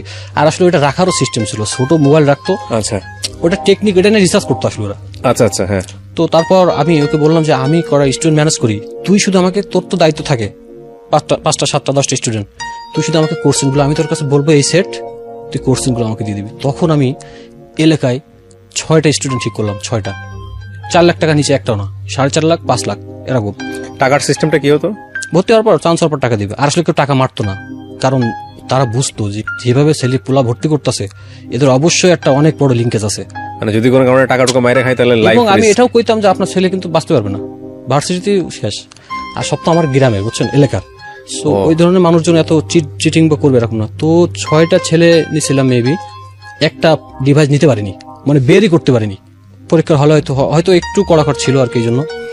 তো ওই সময় ও আমাকে, আরো আমার সাথে 2-3টা ছোট ভাই ছিল, ওই সময় ও আমাকে এই যে আমার 3টা না 4টা সেট পড়ছিল, ঠিক এইভাবে কিন্তু আমি ওদের সাথে কানেক্ট করতেছি। হ্যাঁ, মোবাইল নিয়ে গেছে ভিতরে, মেসেজ করে দিচ্ছে সেটে, পাঠাই দিছি, ও আমার পাঠাই দিল। ও কিন্তু আমার করছে জাস্ট যে আমি পারবো কি হবে না এটা কিন্তু জানে না। আর ও জানতো না যে 5-6টা, ও জানতো 2টা। 2টা বলতে মানে আমি 2টা স্টুডেন্টের কাজ করব। আমি বললাম যে আমার কাছে টাকা পয়সা দরকার, একটু আমার সিস্টেম করে দেয়। তো আমার ওই সময় 5টা স্টুডেন্ট চান্স পেয়েছে, এবং সব র্যাঙ্কিং ভালো, সব মানে খুব। এর বাইরেও আমার 2-3টা স্টুডেন্ট ছিল কমিশনে দেয়া, যে আমার 50-60 টাকা দিবে। তখন আমি কইলাম এই টাকা আমার দেওয়া লাগবে না, তুই নিয়ে নে। তো ওই সময় কিন্তু আমার কাছে একটা হিউজ টাকা আসে। কত টাকা আনুমানিক? আপনার 5টা স্টুডেন্ট যদি আপনি এভারেজে 4 লাখ টাকা করে ধরেন, তাও তো 20 লাখ টাকা। এখানে একটা ব্যাপার আছে কি ভাই, টাকা কিন্তু আমাকে কেউ একবারে দেয়নি। এখন গ্রামে তখন তো আসলে আমি যারে পাইছি তারে নিছি, আমি জানি তার টাকা দেওয়ার ক্যাপাসিটি নাই, তারও নিছি, কারণ আমার তো স্টুডেন্ট পাইতে হবে। তো এরকম টাকা দিত 2 লাখ 2.5 লাখ, তোর একজন 2 লাখ দিচ্ছে, ওইটা দিয়ে 1 মাস খাচ্ছি, 2 মাস খাচ্ছি, এসব ইয়াবা। ইয়াবা। তখন শেষ, 2 লাখ শেষ। আবার যখন টাকা শেষ, আঙ্কেল টাকা দেন, আরেকজন দিত। এভাবে কিন্তু টাকা আমি এক জায়গায় করতে পারতেছি না। একবারে মেবি আমি 7-8 লাখ টাকা এক জায়গায় করছিলাম একবার। সেটা হচ্ছে আমি ওই সময় আমার কি যেন মনে হলো, আব্বুকে একটা বাইক কিনে দিয়েছিলাম, পালসার, 2,08,000 টাকা আমার মনে পড়ে। আর আমার গার্লফ্রেন্ড একটা চেন বানিয়ে দিয়েছিলাম। আর তখন আমি ওই যে কেনাকাটা করতাম প্রচুর, এস্টার সিটিতে যাইতাম, বসুন্ধরা সিটিতে যাইতাম, মানে খুব সুন্দর ভাবে সময় পার করতাম আর কি। তখন টাকা কিন্তু এভাবে আমার শেষ হইতেছে কবির ভাই। তখন ভার্সিটি যাচ্ছি কিন্তু রেজাল্ট অনেক খারাপ হয়। আমি যেখানে 3.63 3.7 পাইতাম, এখন পাই আমি 2.9 2.6, খুব খারাপের দিকে যাচ্ছে। তো তারপর আমার সাথে যে মামার কথা বললাম আপনাকে, মামার পরিচয় হয়, ওর সাথে এক কাস্টম কমিশনারের ছেলে আসতো, এক ব্যারিস্টারের ছেলে আসতো, আরো অনেক আছে, এক খ্রিস্টান একটা ছেলে ছিল। তখন আমরা জুয়া খেলতাম আর কি, 3 কার্ড। তখন আমি 3 কার্ড কিন্তু বুঝি না কি রে ভাই, আমাকে শিখাইছে। আমি কিন্তু অনেক পরে যে বুঝতে পারছি ওরা আমার সাথে চিট করে দিত। তো এরকম হয়েছে, একদিনে 2 লাখ টাকা হারছি। এবং তাস খেলতাম অনেক পপুলার ব্যক্তির সাথে, যেটা নাম বলা যাবে না, নাম বললে সমস্যা আছে, নাম বলা যাবে না। এবং আমাকে এখনো অনেকে চেনে, এখনো কিন্তু অনেকে চেনে, মাঝে মধ্যে মেসেঞ্জারে নক হয়, কথা হয়। তো ওই সময় নেশাটা, নতুন নতুন নেশা আসলো আমার লাইফে। নেশা কিন্তু তখন চলতেছে ভরপুর, তখন টাকা তো মানে শেষ নেই। আমি 3 দিন 4 দিন ঘুমাই না। তখন ফেন্সও আনতাছি আপনার মোহাম্মদপুর, যে জেনেভা ক্যাম্প, ওখান থেকে। তখন দেখেন আপনি, আমি একটা খাচ্ছি ঘুম না হওয়ার জন্য, আর একটা খাচ্ছি ঘুম হওয়ার জন্য। এমনও সময় গেছে আমি যে ঘুমের ওষুধ ডিসোপিন 2, ডেক্সপোটেন 2টা খাই লইছি, ঘুম আসে না আমার। মানে এত পরিমাণ বাবা খাইছি, ঘুম আসে না। তখন কিন্তু বাড়িতে হুলস্থুল অবস্থা কি ভাই, তখন সবাই জানে গেছে। তারপর আমার যে নতুন নতুন নেশার সাথে পরিচয় হলো আর কি, তখন নিয়ে আসলো লুপিজেসিক। এটা হচ্ছে আপনার ইঞ্জেকশন নিত। তখন আমি নিতে পারতাম না আসলে, আমি ওইটা নিইনি কখনো। তারপর ওই যে ওরা হিরোইন নিয়ে আসতো, হিরোইন খাইতাম। আরেকটা নেশা আমি কয়েকবার নিয়েছি, সেটা হচ্ছে এলএসডি নাম শুনেছি আমি। এটা হচ্ছে লাস্ট স্টেজ অফ ড্রাগ, মানে এর থেকে ভয়ঙ্কর কিছু আর হতেই পারে না। তখন এই নেশাটা আপনার একটা যে কিছু কিছু সময় পানের ভিতরে একটা জরি মতো দেয় কিন্তু, পান খাওয়ার সময় ওরকম একটা পেপার আপনি জিব্বায় দিলেন, ফয়েল পেপারের মতো। হ্যাঁ ফয়েল, ফয়েল পেপারের মতো আপনি জিব্বায় দিলেন, সেকেন্ডের ভিতরে শেষ। কিন্তু আপনি পৃথিবীতে আর নাই এরকম মনে হবে, আপনার শরীর ফুল ছাড়া দিব। তখন এইভাবে চলতে থাকে। আপনি নিয়েছেন ওটা? হ্যাঁ, কয়েকবার নিছি, একবার না। তখন দেখেন আমার সাথে কি বিজনেসটা হয়েছে। একটা ফেন্সি নিয়ে আসতো 500 টাকায় মনে করেন, বা 700 টাকা 800 টাকায়, আমার কাছে 2000 টাকাও নিছে। বুঝতো আপনার কাছে টাকা আছে। এবং আমি জুয়া খেলে অনেক টাকা হারছি। তো এই করতে করতে ভার্সিটিও আসে, ভার্সিটি চলতো, নাটক শেষ, নাটক কিন্তু ফুল শেষ। ভার্সিটি শেষের দিকে কিন্তু রেজাল্ট হয় জঘন্য খারাপ, 2.63 পাইছে, 2.6, মানে যেমন তেমন পাস। তো এইভাবে চলতে থাকে। তারপর একটা সময় আমার ছোট ভাই, ওই সময়টাতে কি মনে হতো যে জীবনে আর কিছু দরকার নেই, আমি মাঝে মধ্যে না কাঁদতাম একা একা। কিন্তু বিশ্বাস করেন, যখন আমার নেশার এটা কেটে যেত, আর খাবো না আমি। এরকম হয়েছে যে এখন যে বলি যে হোম কোয়ারেন্টাইন, আমি নিজেকে ঘরে আটকে রাখতাম 2-3 দিন, বের হবো না, কারো দরজা খুলবো না, আমি নাই বাসায়। কিন্তু আমি নিজে আবার ফোন দিতাম, পারতেছি না আর। ওই সময় কাউকে পাশে পেতেন যে সে সাপোর্ট দিবে, বা যে তুমি যাইও না বা এরকম? আমার এই যে ফ্রেন্ড ছিল ভার্সিটির, শিমুল নাম করে একটা, ও আমাকে খুব সাপোর্ট দিত আর কি। আসলে ওই সময় ভালো লাগতো না। তখন আমি মানে ব্যাড কোম্পানিগুলো আমি আসলে বাদ দিয়ে দিছি, মানে সরি, আমার ব্যাড কোম্পানিগুলো আমার কাছে, তো আমি ড্রিঙ্কস করতেন না, আমি মদের প্রতি আমার ওই ধরনের কোনো আগ্রহ ছিল না। আর কিভাবে আমি আসলে, তখন আমার একটা জিনিস মনে হইতো যে প্রথম যে কেন সিগারেটটা আমি খাইছিলাম, আসলে আমি একটা সিগারেট থেকে আজকে এই অবস্থা। এই কথাটা বলি, এটা আমি পরে নোট করবো আপনাকে, আমি বলবো এটা রিলেট আছে কথাটার সাথে। First dose does the damage. আপনার নেশার প্রথম টানটাই কিন্তু সর্বনাশের পথ শুরু করে, আপনি দেখবেন এটা। তো তারপর আমার আম্মু, আমার গার্লফ্রেন্ড, তখন তারা ঢাকায় চলে আসে। তখন আমি কথা বলতাম না, টাকা না দিলে কথা বলতাম না, নিবার কাছে টাকা চাইতাম। একটা মেয়ের কাছে যতই টাকা থাক, কত থাকবে? স্বাস্থ্য খারাপ হয়ে গেল না একদম, আমাকে দেখে সবাই বুঝতো নেশাখোর।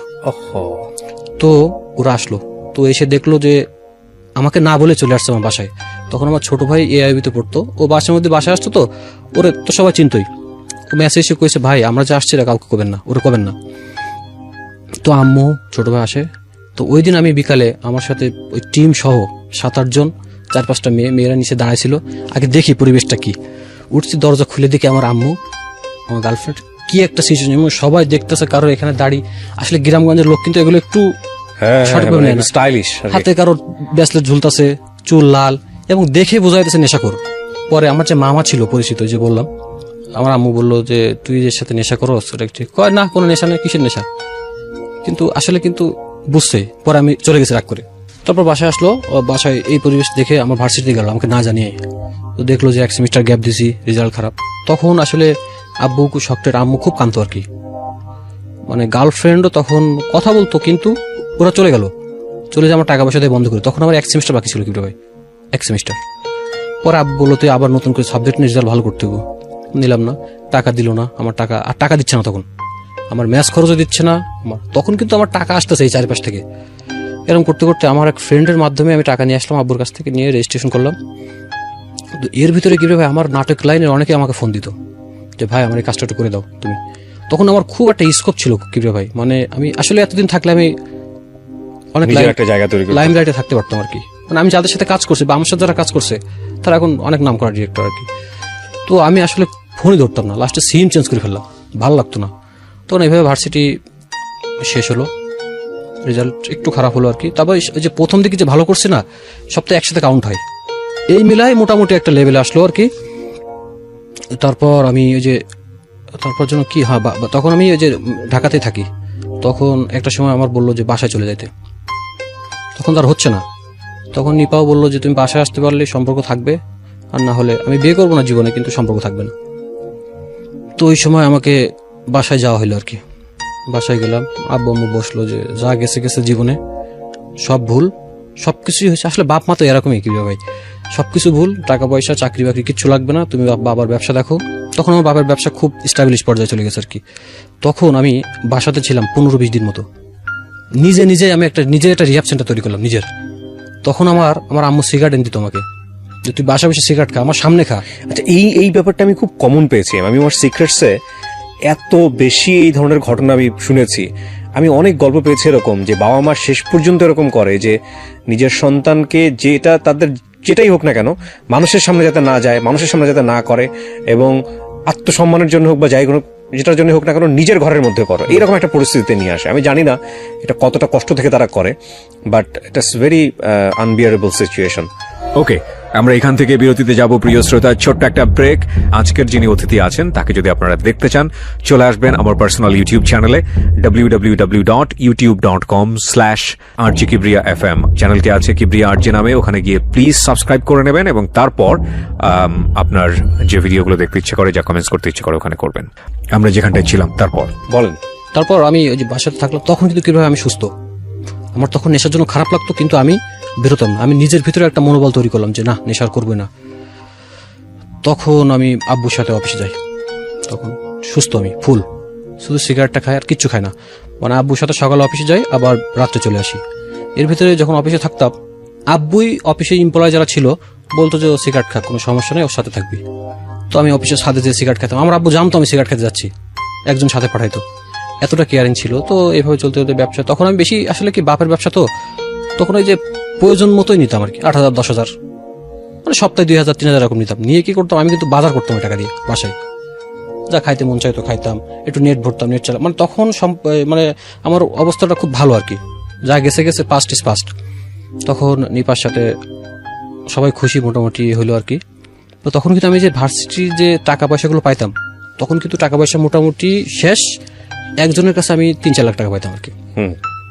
ও ডেট দিছিল কিছুদিন পরে দিবে, তো একটা সময় টাকা দিল 2 লাখ টাকা আমি আব্বুকে দিয়ে দিলাম। ওই সময় আমি বলছি এই টাকাটা কিসের টাকা, কই থেকে নিয়েছে জানার দরকার নেই, তুমি রেখে দাও টাকাটা। তো নিল। আসলে ওই সময় তো আসলে টাকা থাকলেও আমার কাছে রিস্ক।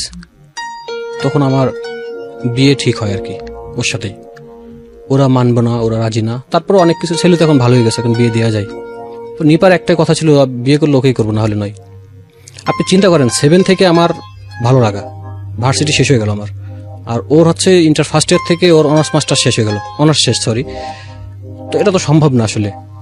তো বিয়ে হলো অনেক ধুমধাম করে। আমার জীবনে আমি কখনো এত বড় বিয়ে দেখিনি কিবরিয়া ভাই। বিয়ে বলতে মানে ওর বিয়ে হয়ে গেল আমার সাথে? আপনার সাথে বিয়ে হলো? আমার সাথে। ফাইন। 550 জন বরযাত্রী গেছিলাম আমরা, এবং আমার বিয়েতে ওই সময় আমার ইন্টার অঞ্চলে কোনো প্রাইভেট ছিল না, যত প্রাইভেট সব ভাড়া করছিল। আমার বাপ মিনিমাম 10 থেকে 15 লাখ টাকা খরচ করে, এবং আমি যে 2 লাখ দিয়েছিলাম, মানে হিউজ একটা আয়োজন হয় কিবরিয়া ভাই, লাইটিং মাইটিং দিয়ে। মানে এটা আপনি আমার এলাকায় সবাই জানে, এটা বিয়েটা এত খুব জমজমকপূর্ণ হয়েছিল। তো বিয়েতে গেলাম, তখন এর মাঝখানে একটু কথা বলি কিবরিয়া ভাই, বিয়ের 3-4 দিন আগের থেকে কিন্তু আমি আবার নেশা শুরু করছি। কেমনে? আমি একটা দোকানে ক্যারাম বোর্ড খেলতাম মাঝে মধ্যে, মানে চান্স পেলেই ঢুকে যাওয়ার সম্ভাবনা। ক্যারাম বোর্ড খেলতাম, তো ওই বললো যে কাকা আমি তো বাবা নিয়ে আসছি এক জায়গা থেকে, খাইতে পারি না, তুমি এটা খাওয়া দিবা, তুমি তো আগে খাইতা। ওই যে আমি খাওয়া দিতে গেলাম কিবরিয়া ভাই, আবার এডিক্টেড হয়ে গেলাম। তখন বিয়ের দিনও আমি খাইছি জাস্ট, কিন্তু আমি ফুল ভালো। বিয়ের 3 দিন আগ থেকে আবার শুরু হয়েছে, দেখেন ভাগ্যটা কত। মানে ওই ঘটনার প্রেক্ষাপটে তখন কিন্তু আমি এবার ফেঞ্চও খাচ্ছি, গাঁজাও খাচ্ছি। তখন আবার কিন্তু বিয়ের দিন আমি আমার চেহারা দিকে ওদিন অনেকে গেস করছে যে কিছু একটা করছে, খেয়ে আসছে। ওই দিন রাত্রে মনে হয় 20টা বাবা খাইছি, 20টা, সারা রাত ঘুমাইনি, বুঝেন। তো বিয়েতে মানে আপনার বাসরাত যাবার সঙ্গে বিয়ের আগের দিন, কিন্তু এটা বিয়ের দিন না। তো এবং কি বিয়ের দিন- সরি টু সে বিয়ের দিনও কিবরা ভাই যখন বিয়ে হলো সবকিছু আমাকে ওই যে একটা বাইক দিছিল শ্বশুর বাড়ি। আমি চাই না কোনো কিছু, কিন্তু অনেক কিছু দিছিল আর কি, মানে আমার চয়েস গুলো জানতো নিপা। একটা হাঙ্গারি দিছিল। ভালোবেসে দিয়েছে। হ্যাঁ, ওই সময় একটা হাঙ্গারি ছিল, খুব পছন্দ হতো আমার, সাদা হিরো হাঙ্ক। সাদা নতুন ছিল হাঙ্গারি। আমার একটা চেন দিছিল 2.5। আপনি তখন তো কোথাও জয়েন্ট করেন নাই? না না, তখন আমি বাপের ব্যবসা ভালো আছি তখন। আচ্ছা, একটা চেন দিছিল আর কয়েকটা আংটি, মানে অনেক একটা আয়োজন হয়েছিল আর কি। তো এই পর্যায়ে আসলো, আমি বাসর রাতেও আমি ওই দিন দোকানে যাচ্ছি বারবার। দোকানের পাশে একটা রুম ছিল, ওখানে বাবা খাইতাম। তো বারবার একটা মানুষ সিগারেট খাইতে যায়, কিন্তু এতবার তো যায় না। বুঝলেন? এইভাবে চলতে চলতে বুঝতে থাকে সবাই। তখন আবার সেই আগের পরিস্থিতি তৈরি হয়। তখন কি ভাই, আমি এই যে এতদিন কিন্তু বাপ মার সাথে তর্ক হইতো না আমার, এখন মারামারি তর্ক এই পর্যায়ে চলে গেল। গালিগালাজ, জঘন্য গালিগালাজ করতাম যে তুই টাকা দিয়ে এত টাকা দিয়ে কি করবি, আমি খরচ, মানে এরকম কথাবার্তা। শ্বশুর বাড়ি থেকে প্রেশার আসলো, এর ভিতরে আমার বউ প্রেগনেন্ট হয় আর কি, বাসায় চলে যায়। তখন আমি ওই যে নেশাগ্রস্ত অবস্থায় কিন্তু শ্বশুর বাড়ি যাইতাম। কিন্তু বিশ্বাস করেন, আমার শাশুড়ি কোনোদিন বুঝতে দেয়নি যে আমি যে নেশাখোর, একে একটু অবহেলা করা দরকার, এটা কখনো বুঝতে দেয়নি। সব সময় আসলে মানে জামাইয়ের মতো যত্ন করতো। তো এই পর্যায়ে চলছে। এগুলো খুব ভালো। মানে এই যে একটা বিষয়, মানে একটা মানুষ নেশা করছে কিন্তু তার চারপাশের মানুষজন তাকে নেগলেক্ট করছে না, কেয়ার করছে, যে কোনো ভাবে ওখান থেকে ফিরে আসার জন্য সুন্দরভাবে চেষ্টা করছে, এটা কিন্তু খুবই দরকার, খুবই দরকার। এই সাপোর্টিংটা দরকার, খুবই দরকার, যদি ওই মানুষটাকে সত্যি সত্যি একটা সময় ফেরাতে হয়। নইলে হয় কি, মানে নেশাখোর, মানে সবাই দূর দূর দূর দূর করে তারাই তো ভাবে যে আমাদের সাথে তো এরকমই করবে, ও তখন আরো নিজেকে শেষ করে দেয়। তারপর ওই যে আমার ওয়াইফ প্রেগনেন্ট হলো বাসাতে, তখন আমার আম্মু কিন্তু অনেক বুঝাই তোমাকে, কানতো সারাদিন, আব্বু আম্মু কানতো যে আমি কি থেকে কি আবার কি হলো। তখন খারাপ আচরণ করতেন ওই সময়? প্রচুর মোটরসাইকেল ফেলে দিতাম, মোটরসাইকেল চুরি করে বেঁচে দেবো। তখন একটা এগ্রো ফার্ম ছিল আমাদের, গরুর খামার ছিল, গরু বেঁচে দেবো। এমনকি কি আপনি দেখলে বুঝবেন, এই যে আমি দা দিয়ে কুপাইতাম আমার হাত পা, যখন নেশার আমার উঠতো, এই যে কুপাইতাম। ও মাই গড, মানে এতটাই খারাপ ছিল নেশার এই পর্যায়ে। তখন কিন্তু ফেন্সি ইয়াবা। তখন কি ভাই, আমি ওই যে আমার যে ফোন বুকে নাম্বার থাকতো, আমি সবার কাছে টাকা হালা চাইতাম। মানে সবাই বুঝতো যে একদম, মানে আমার ফোন বুকে এমন কেউ লোক ছিল না যার কাছে আমি টাকা নিইনি। কেউ যদি কইতো 2000 নাই, 1500 আছে, 1500 দেয়। কেউ যদি কইতো 200 আছে, বিকাশে 200 দেয়, এরকম। তো একটা সময় সবাই বুঝলো। তখন আমি মাঝে মধ্যে আমি নিজেও কানতাম, আমার খারাপ লাগতো যে আমি আবার, কিন্তু আমি ছাড়তে পারতাম না কিবরে ভাই, আমি ছাড়তে চাইতাম, পারতাম না। বন্ধু তখন আমার পলিটিক্যাল অনেক পাওয়ারফুল লোকের সাথে পরিচয় হয়, যারা এখনো আছে, তাদের সাথে সম্পর্ক হয়। তখন এই জন্য আসলে আমি নেশা করে বেরোলো, পুলিশ প্লাস আমাকে কখন ধরতো না। এদের সাথে মেশে সারাদিন নেশা করতাম, রাত্রে বাসায় ফিরতাম না, ট্রেন রাস্তায় শুয়ে থাকতাম। ট্রেন রাস্তায় ছোট ছোট ঘর থাকে না, ওখানে আমার অনেক বন্ধু বান্ধব তৈরি হয়ে গেল, যারা মনে করেন এই দিনের বেলা রিক্সা চালায়, আছে এরকম। তো সারা রাত ঘুরতাম, বাসা আসতাম না। যেদিন বাসা আসতাম সেদিন চিল্লি, বউ প্রেগনেন্ট থাকা অবস্থায় একদিন ধাক্কা মেরে দিছে আর কি, ধাক্কা মারছি, খাটের পর পড়ে গেছে। তো এরকম সিচুয়েশন পার হয়েছে। তো যে টাকা পয়সা যে হালাত নেই, এটা কিন্তু বাসায় চলে আসে, কারণ দিচ্ছি না কিন্তু আর। তারপর ওই টাকাটা আমার দিয়ে দেয়, ওই যে 1,70,000 টাকা বাকি ছিল, 1,70,000 মতো। তখন ওই টাকাটা আমি দিনে না শোধ করে নেশা করে আবার শেষ। তখন এবার বাইক বেচে দেবো। তারপর যে বাবা বেচতো, আমাকে 25-30 হাজার টাকা পাইতো। একদিন রাত্রে এসে বাসায় কয় যে আপনার ছেলের কাছে টাকা, আব্বু কয় চুপ, কোনো কথা হবে না, টাকা দিয়ে দিচ্ছি। মানে গেটের সামনে চিল্লি টাকা দিয়ে দিয়েছে, ফেন্সিওয়ালা টাকা পাইতো। তখন আসলে আমি শেষ। গ্রামগঞ্জ বা সবাই আমাকে খারাপ জানতো। তখন আমার নিজের আমি যে লোকের সামনে যাইতে লজ্জা লাগতো, আমি খুব একাকিত্বভাবে থাকতাম। এবার চলতে থাকে। তো একটা সময় আমার মেয়ে হয় একটা। আমি কি ভাই, আমার খুব স্বপ্ন ছিল যে আমার একটা মেয়ে হবে। আমি যখন সুস্থ ছিলাম, বা আমি ছোটবেলা থেকে আমার খুব মেয়ের শখ ছিল, কারণ আমার নিজের কোনো বোন নাই, তো এই জন্য হয়তো বা এই আকর্ষণটা। তো যেদিন মেয়ে হবে সেদিনও আমি যাই না। ডক্টর ছিল পরিচিত, ফ্যামিলিগত ডাক্তার ছিল, ফোন দেয় জামাই কই, আমি যাই না। কিন্তু আমি সন্ধ্যার সময় যে সিজার হইবে ওই সময় গেছি, তাও সে মালমূল খায়া ভরপুর অবস্থা। তো তখন আসলে ফিলিংসটা ওরকম ছিল না। তো আসলে বাচ্চা হওয়ার পরে তার পরদিন সকালে আবার আমি চলে আসি, এসে বন্ধু বান্ধব সবাই মালটাল খাওয়াইছি। তখন আবার কিছু টাকা পয়সা ছিল, ওই যে টাকাটা পাইলাম। দেখেন আমার মেয়ে হয়েছে, আমি সবাইকে মাল খাওয়াচ্ছি খুশিতে। তো তারপর এইভাবে তখন একটা পর্যায়ে সেপারেশনের মতো একটা পর্যায়ে চলে আসলো। আমি কোনো কাজ করছি না, আমি আব্বুর অফিসে যাচ্ছি না, আব্বু আমাকে নিব না, কারণ তার একটা প্রেস্টিজ ব্যাপার আছে। গ্রামগঞ্জে অনেকের কাছে টাকা হালাত দিচ্ছে, আত্মীয় স্বজন কেউ বাদ নাই, মানে আত্মীয় স্বজন মানে কেউ বাদ নাই টাকা চাইতে, শুধু শ্বশুরবাড়ির লোকজনের কাছ থেকে নেয়নি, তাছাড়া যে যা আছে আশেপাশে। তো এইভাবে আমি একদিক থেকে নিতাম, একদিকটা আম্মু শোধ করতো। আসলে এটারও তো একটা লিমিটেশন আছে, মহিলা। আম্মু কাঁদতো এবং আম্মুর কান্না দেখে আমার খুব খারাপ লাগতো, কিন্তু কিভাবে আমি ছাড়তে পারতাম না। তো এভাবে চলতে চলতে একটা সময় আমি বললাম যে আম্মু আমি রিহ্যাব সেন্টার যাবো, নিজে থেকে বললেন? নিজে থেকে। এর ভিতরে কি আমি কিন্তু বাসায় থাকতাম 2-4 দিন 5 দিন বাসায় থাকতাম ভালো হওয়ার জন্য, কিন্তু পারতাম না। আবার আর তখন বাইক ছিল তো আমার, বন্ধু বান্ধব অভাব হইতো না, টান দিয়ে চলে যেতেন? হ্যাঁ মানে তারপর হয় না এইভাবে করতে করতে আমি আসলে পরিস্থিতি এতটাই খারাপের দিকে চলে গেল, তখন সেপারেশন নিপা চলে গেল বাড়িতে। সেপারেশন ঠিক না, বাড়িতে আবার বোঝাই শুনে আসলাম, আজ নেশা করবো না, ভালো হয়ে গেছি। আমার আব্বু আম্মা আমার কি ভাই এগুলো আমার খুব খারাপ লাগে, আমার পায়ে জয় ধরছিল আমার আম্মু। মানে এই স্মৃতিগুলো যখন মনে হয় আসলে আমার, এই যে আমি এখানে বসে কথা বলছি কি ভাই, এটা ফুল আমার মায়ের অবদান। নিপা ছিল, নিপা একটা রোল প্লে করছে, কিন্তু টোটালি আমার মায়ের অবদান। তারপর আমি চলে যাই, আমার এই যে একদিন রাত্রে রিহ্যাব সেন্টার থেকে ওদেরকে ফোন দেয়। রিহ্যাবের একটা ব্যাপার আছে কি, এখানে কিন্তু 100 জন যদি ভর্তি হয় এইভাবে, আপনি কিন্তু 10 জন সুস্থ হয় বা 20 জন সুস্থ হয়, কিন্তু সবাই সুস্থ হয় এমন না। অনেক লোক দেখছি আমি স্লিপ করছে পরে বাড়ি ব্যাপার। তো আমাকে তখন আমি রুমের ওই দিন দেখি আমার বাসায় ঢুকতে দেয়, ওই দিন দেখি নিপা বাসায় নাই, শ্বশুরবাড়ি চলে গেছে। তো ওই দিন বাসায়, অন্যদিন কিন্তু বাসায় ঢুকতে দিত না আমাকে, যে তুই যেখানে পারিস সেখানে যা। মানে বাড়িতে ঢুকতে দিত না, এরকম সিচুয়েশন। আমি ট্রেন রাস্তায় থাকতাম, আমি কি বললাম। কিসে থাকতেন? ট্রেন রাস্তায় যে ছোট ছোট ঘর আছে না, ওখানে ঘুমাইতেন রাতের বেলা? ওদের সাথে থাকতাম। মানে এই যে এটা আসলে মানে তারপর আমি ঢুকতে দিল ওই দিন আমাকে, ঢুকে আমি বাসায় দেখি ওই দিন আমাকে খুব ভালো ব্যবহার করতেছে আব্বু আম্মু। মানে ওই রিহ্যাবে দিয়ে দিবে ওই দিন দেখি যে মুরগির মাংস, মানে আমি যা যা পছন্দ করি খুব খাওয়া দাওয়া করে খাইতে পারতাম না, কি আসলে এত করে খাইতে পারতাম আমি, তখন রুচি থাকতো না খাওয়া, নেশা করলে। ওই দিন বাবা খেতে বসছে বাসার, তখন আমি বাসার ভিতরে বাবা খাইতাম, আপনার এয়ার ফ্রেশনার মারতাম, গোলাপ জ্বালাইতাম, মানে আসলে গন্ধটা বাইরে যাইতো না। বাবার কিন্তু একটা গন্ধ আছে। হঠাৎ 3-4টের দিকে আমার দরজায় নক, রাতের বেলা। হ্যাঁ ভাই আমরা থানা থেকে আসছে, ওসি সাহেব আপনাকে একটু দেখা করতে গেছে।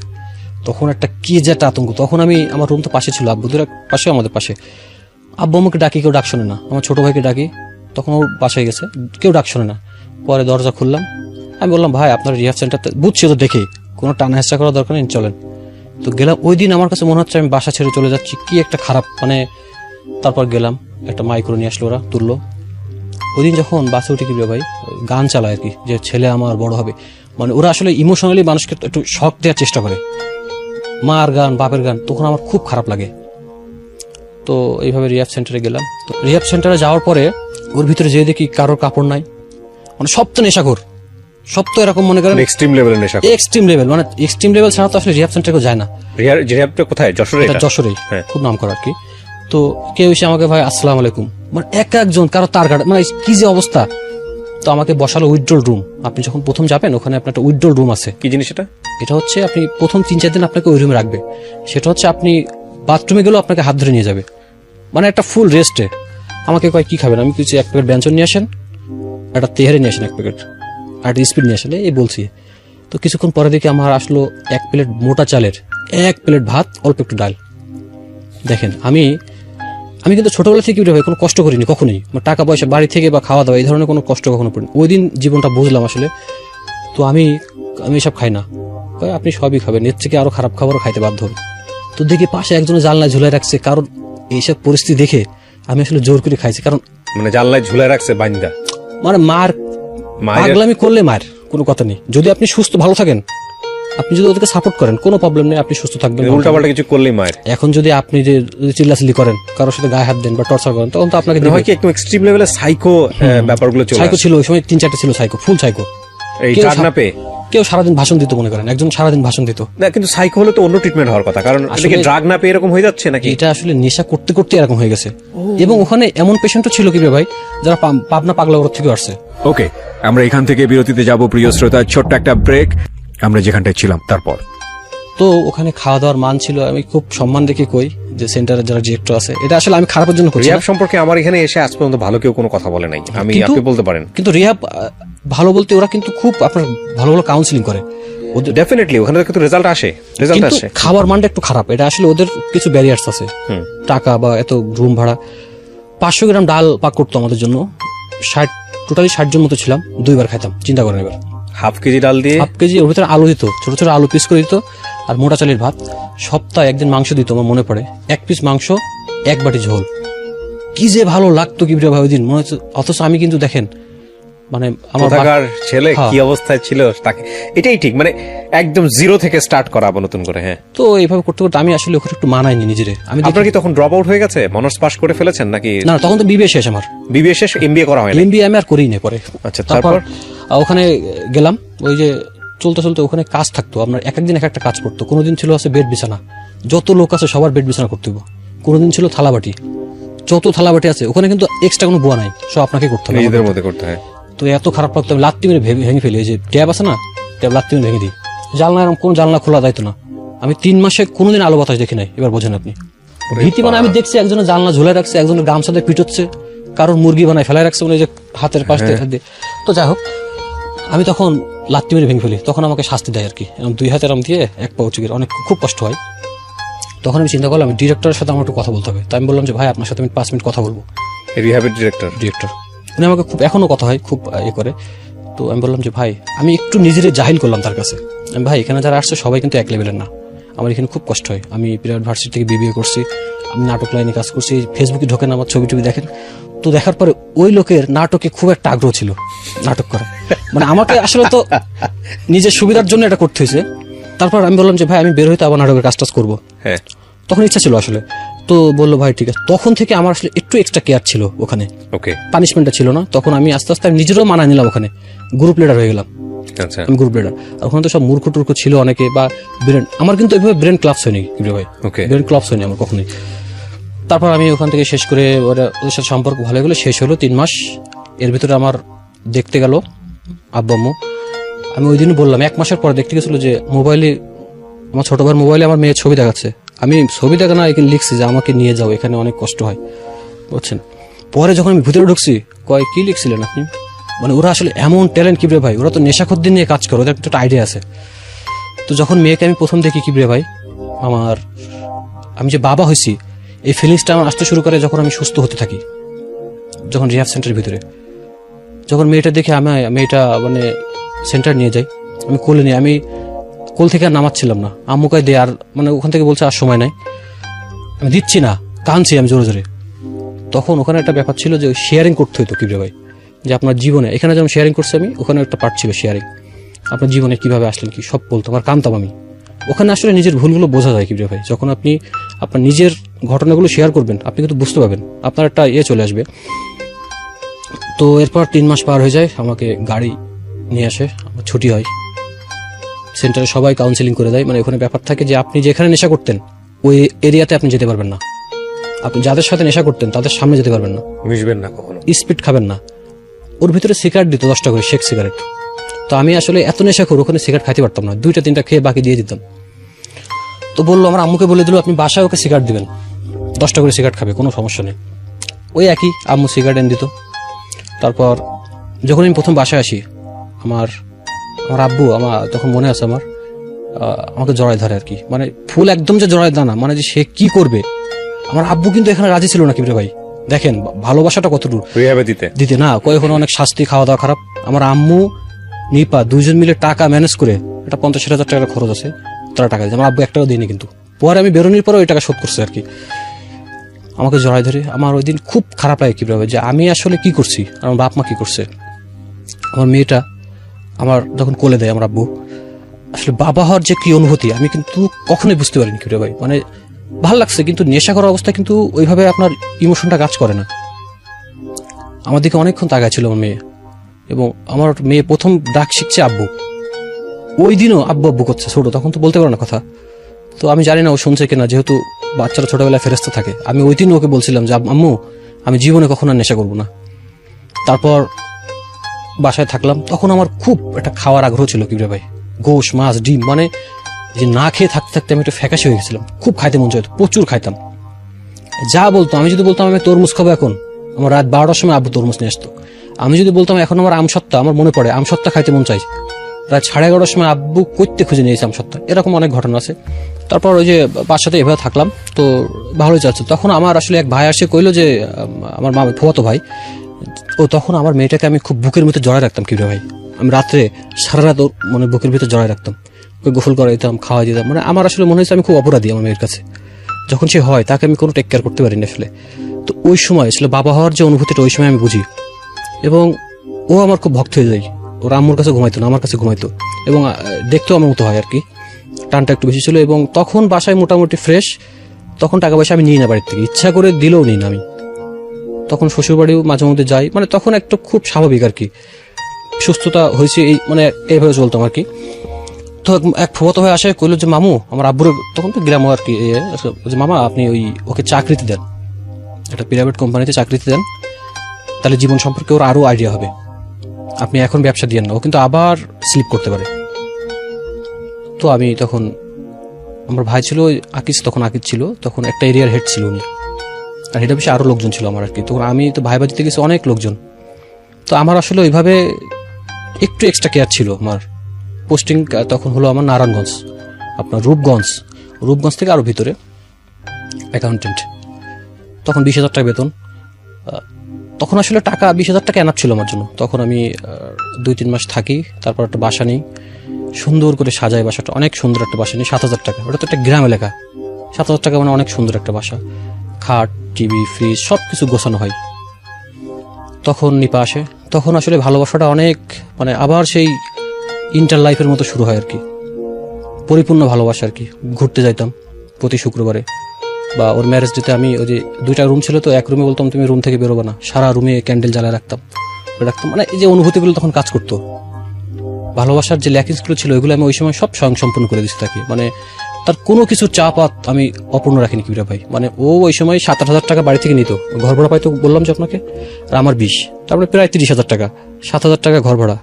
আমার তো তখন বাসায় কোনো টাকাই দেওয়া লাগে না। আমি আজব দিয়ে আমার বাসায়, আমার বাপ কখনো আমার কাছে টাকা চাই, তো বাসা থেকে আরো চাউল পাঠাতো, চাউল মাছ এগুলো সব পাঠাই দিত, তো সুন্দরভাবে চলতো। ও এর মধ্যে একটা কথা একটু পিছনে ফেলে আসছি, আমি কিন্তু নেশা করা অবস্থা, আমি কিন্তু আমার যে শ্বশুরবাড়ি থেকে যে আংটি চেন সব বিক্রি করে দিয়েছি আমি, সব বুঝতেই পারছি। সব শেষ করে দিয়েছি। তো যাই হোক, তো ওখানে থাকলাম। ওখানে যে দেখেন, আমি 20,000 টাকার জন্য সকাল 7টা থেকে রাত 10টা পর্যন্ত অফিস, 1 ঘন্টা লাঞ্চ টাইম, তারপর আমি সুখী ছিলাম। অফিসে সবাই সাথে সম্পর্ক ভালো হলো, কাজের প্রতি, কাজ দেখে সবাই খুশি হইলো। এবার চলতে চলতে তখন আমি বললাম যে আমি চাকরি ভালো লাগে না, সুখে আছি কিন্তু আমি, হ্যাঁ। তারপর আমার কাছে মনে হলো যে এই অল্প টাকার জন্য চাকরি করবো, কি করতে, বা বাসায় যাই, এখন তো ভালো হয়ে গেছি। তোমার আব্বু বললো, খুব ম্যাচিউর একটা অ্যান্সার দিল, যে তুমি তোমাকে এখনো আমি দেখতেছি, আরো 2-1 বছর করো। তো করতেছি, বাসায় ইচ্ছা হলে টাকা দিয়ে 2-1 হাজার, তখন আমি খুব ভালো চলি আর কি, তখন কিছু টাকা পয়সাও জমে কিবরে ভাই। তো আকিজে ছিলাম তখন কিন্তু আসলে দেখেন ভাগ্যটা মানুষের কিভাবে ভালো হয়। হঠাৎ করে আমার এই যে কোম্পানিটা বিক্রি হয়ে গেল জাপান টোবাকোর, 12,500 কোটি টাকায়। হ্যাঁ আমরা পড়েছি পত্রিকা। এবং যেটা কিন্তু খুব একটা মানে কি বলবো, এমপ্লয়ীদের সুযোগ সুবিধা দেখার জন্য, যেটা বিশ্বে একটা খুব নাম করা প্রতিষ্ঠান, মানে রাতারাতি চেঞ্জ হয়ে গেল পুরো। চেঞ্জ মানে ওই দিনে আমাদের যখন নিল, বেতন বাড়লো, মোবাইল বিল 2,000 পাই আমি, দেখেন মোবাইল বিল বাড়লো, রিওয়ার্ড দিল, আবার হচ্ছে আপনার আমাদের তো শুক্রবার বন্ধ থাকে। ইভেন আকিজ টোবাকো তো বাংলাদেশের একটা অহংকার না, এই অবশ্যই, প্রথম কোন একটা কোম্পানি বা বিদেশি ভাবে এত কোটি টাকা দিয়ে এত কিছু দিয়ে বিক্রি এটাই হয়েছে। সবচেয়ে বড় ইনভেস্টমেন্ট বাংলাদেশের ইতিহাসে, প্রাইভেট সেকশনে। ওরে বাবা। তো ওই সময় আসলে আমাদের ড্রেস আসলো, গেট আপ গুটপ চেঞ্জ হলো, স্যালারি বাড়লো, আপনার ছুটির দিন সরকারি শুক্রবার ছাড়া আমাদের কোনো ছুটি ছিল না আসলে, সিগারেট কোম্পানি তো তখন ছুটির দিনে ডিউটি করলে আমরা ডবল পাইতাম বেতন, সব মিলায় তখন আমি একটা হেলদি একটা অ্যামাউন্ট পাইতাম। তখন আমার পোস্টিং হলো আপনার যে এখন যেখানে আছি, মাতোয়াইল ড্যামরা। তো ওখানে বাসা নিলাম, 10,000 টাকা ফ্ল্যাট ভাড়া। তখন এই যে আপনার মৌচাক, চিটাং রোডের আগে। তখন সম্পর্কটা আসলে অনেক ভালো নিপার সাথে। তখন আমি আসলে খুবই মানে ভালো থাকতে শুরু করলাম আর কি, সুযোগ সুবিধা বলেন সব দিক থেকে, অফিস টাইম কমলো।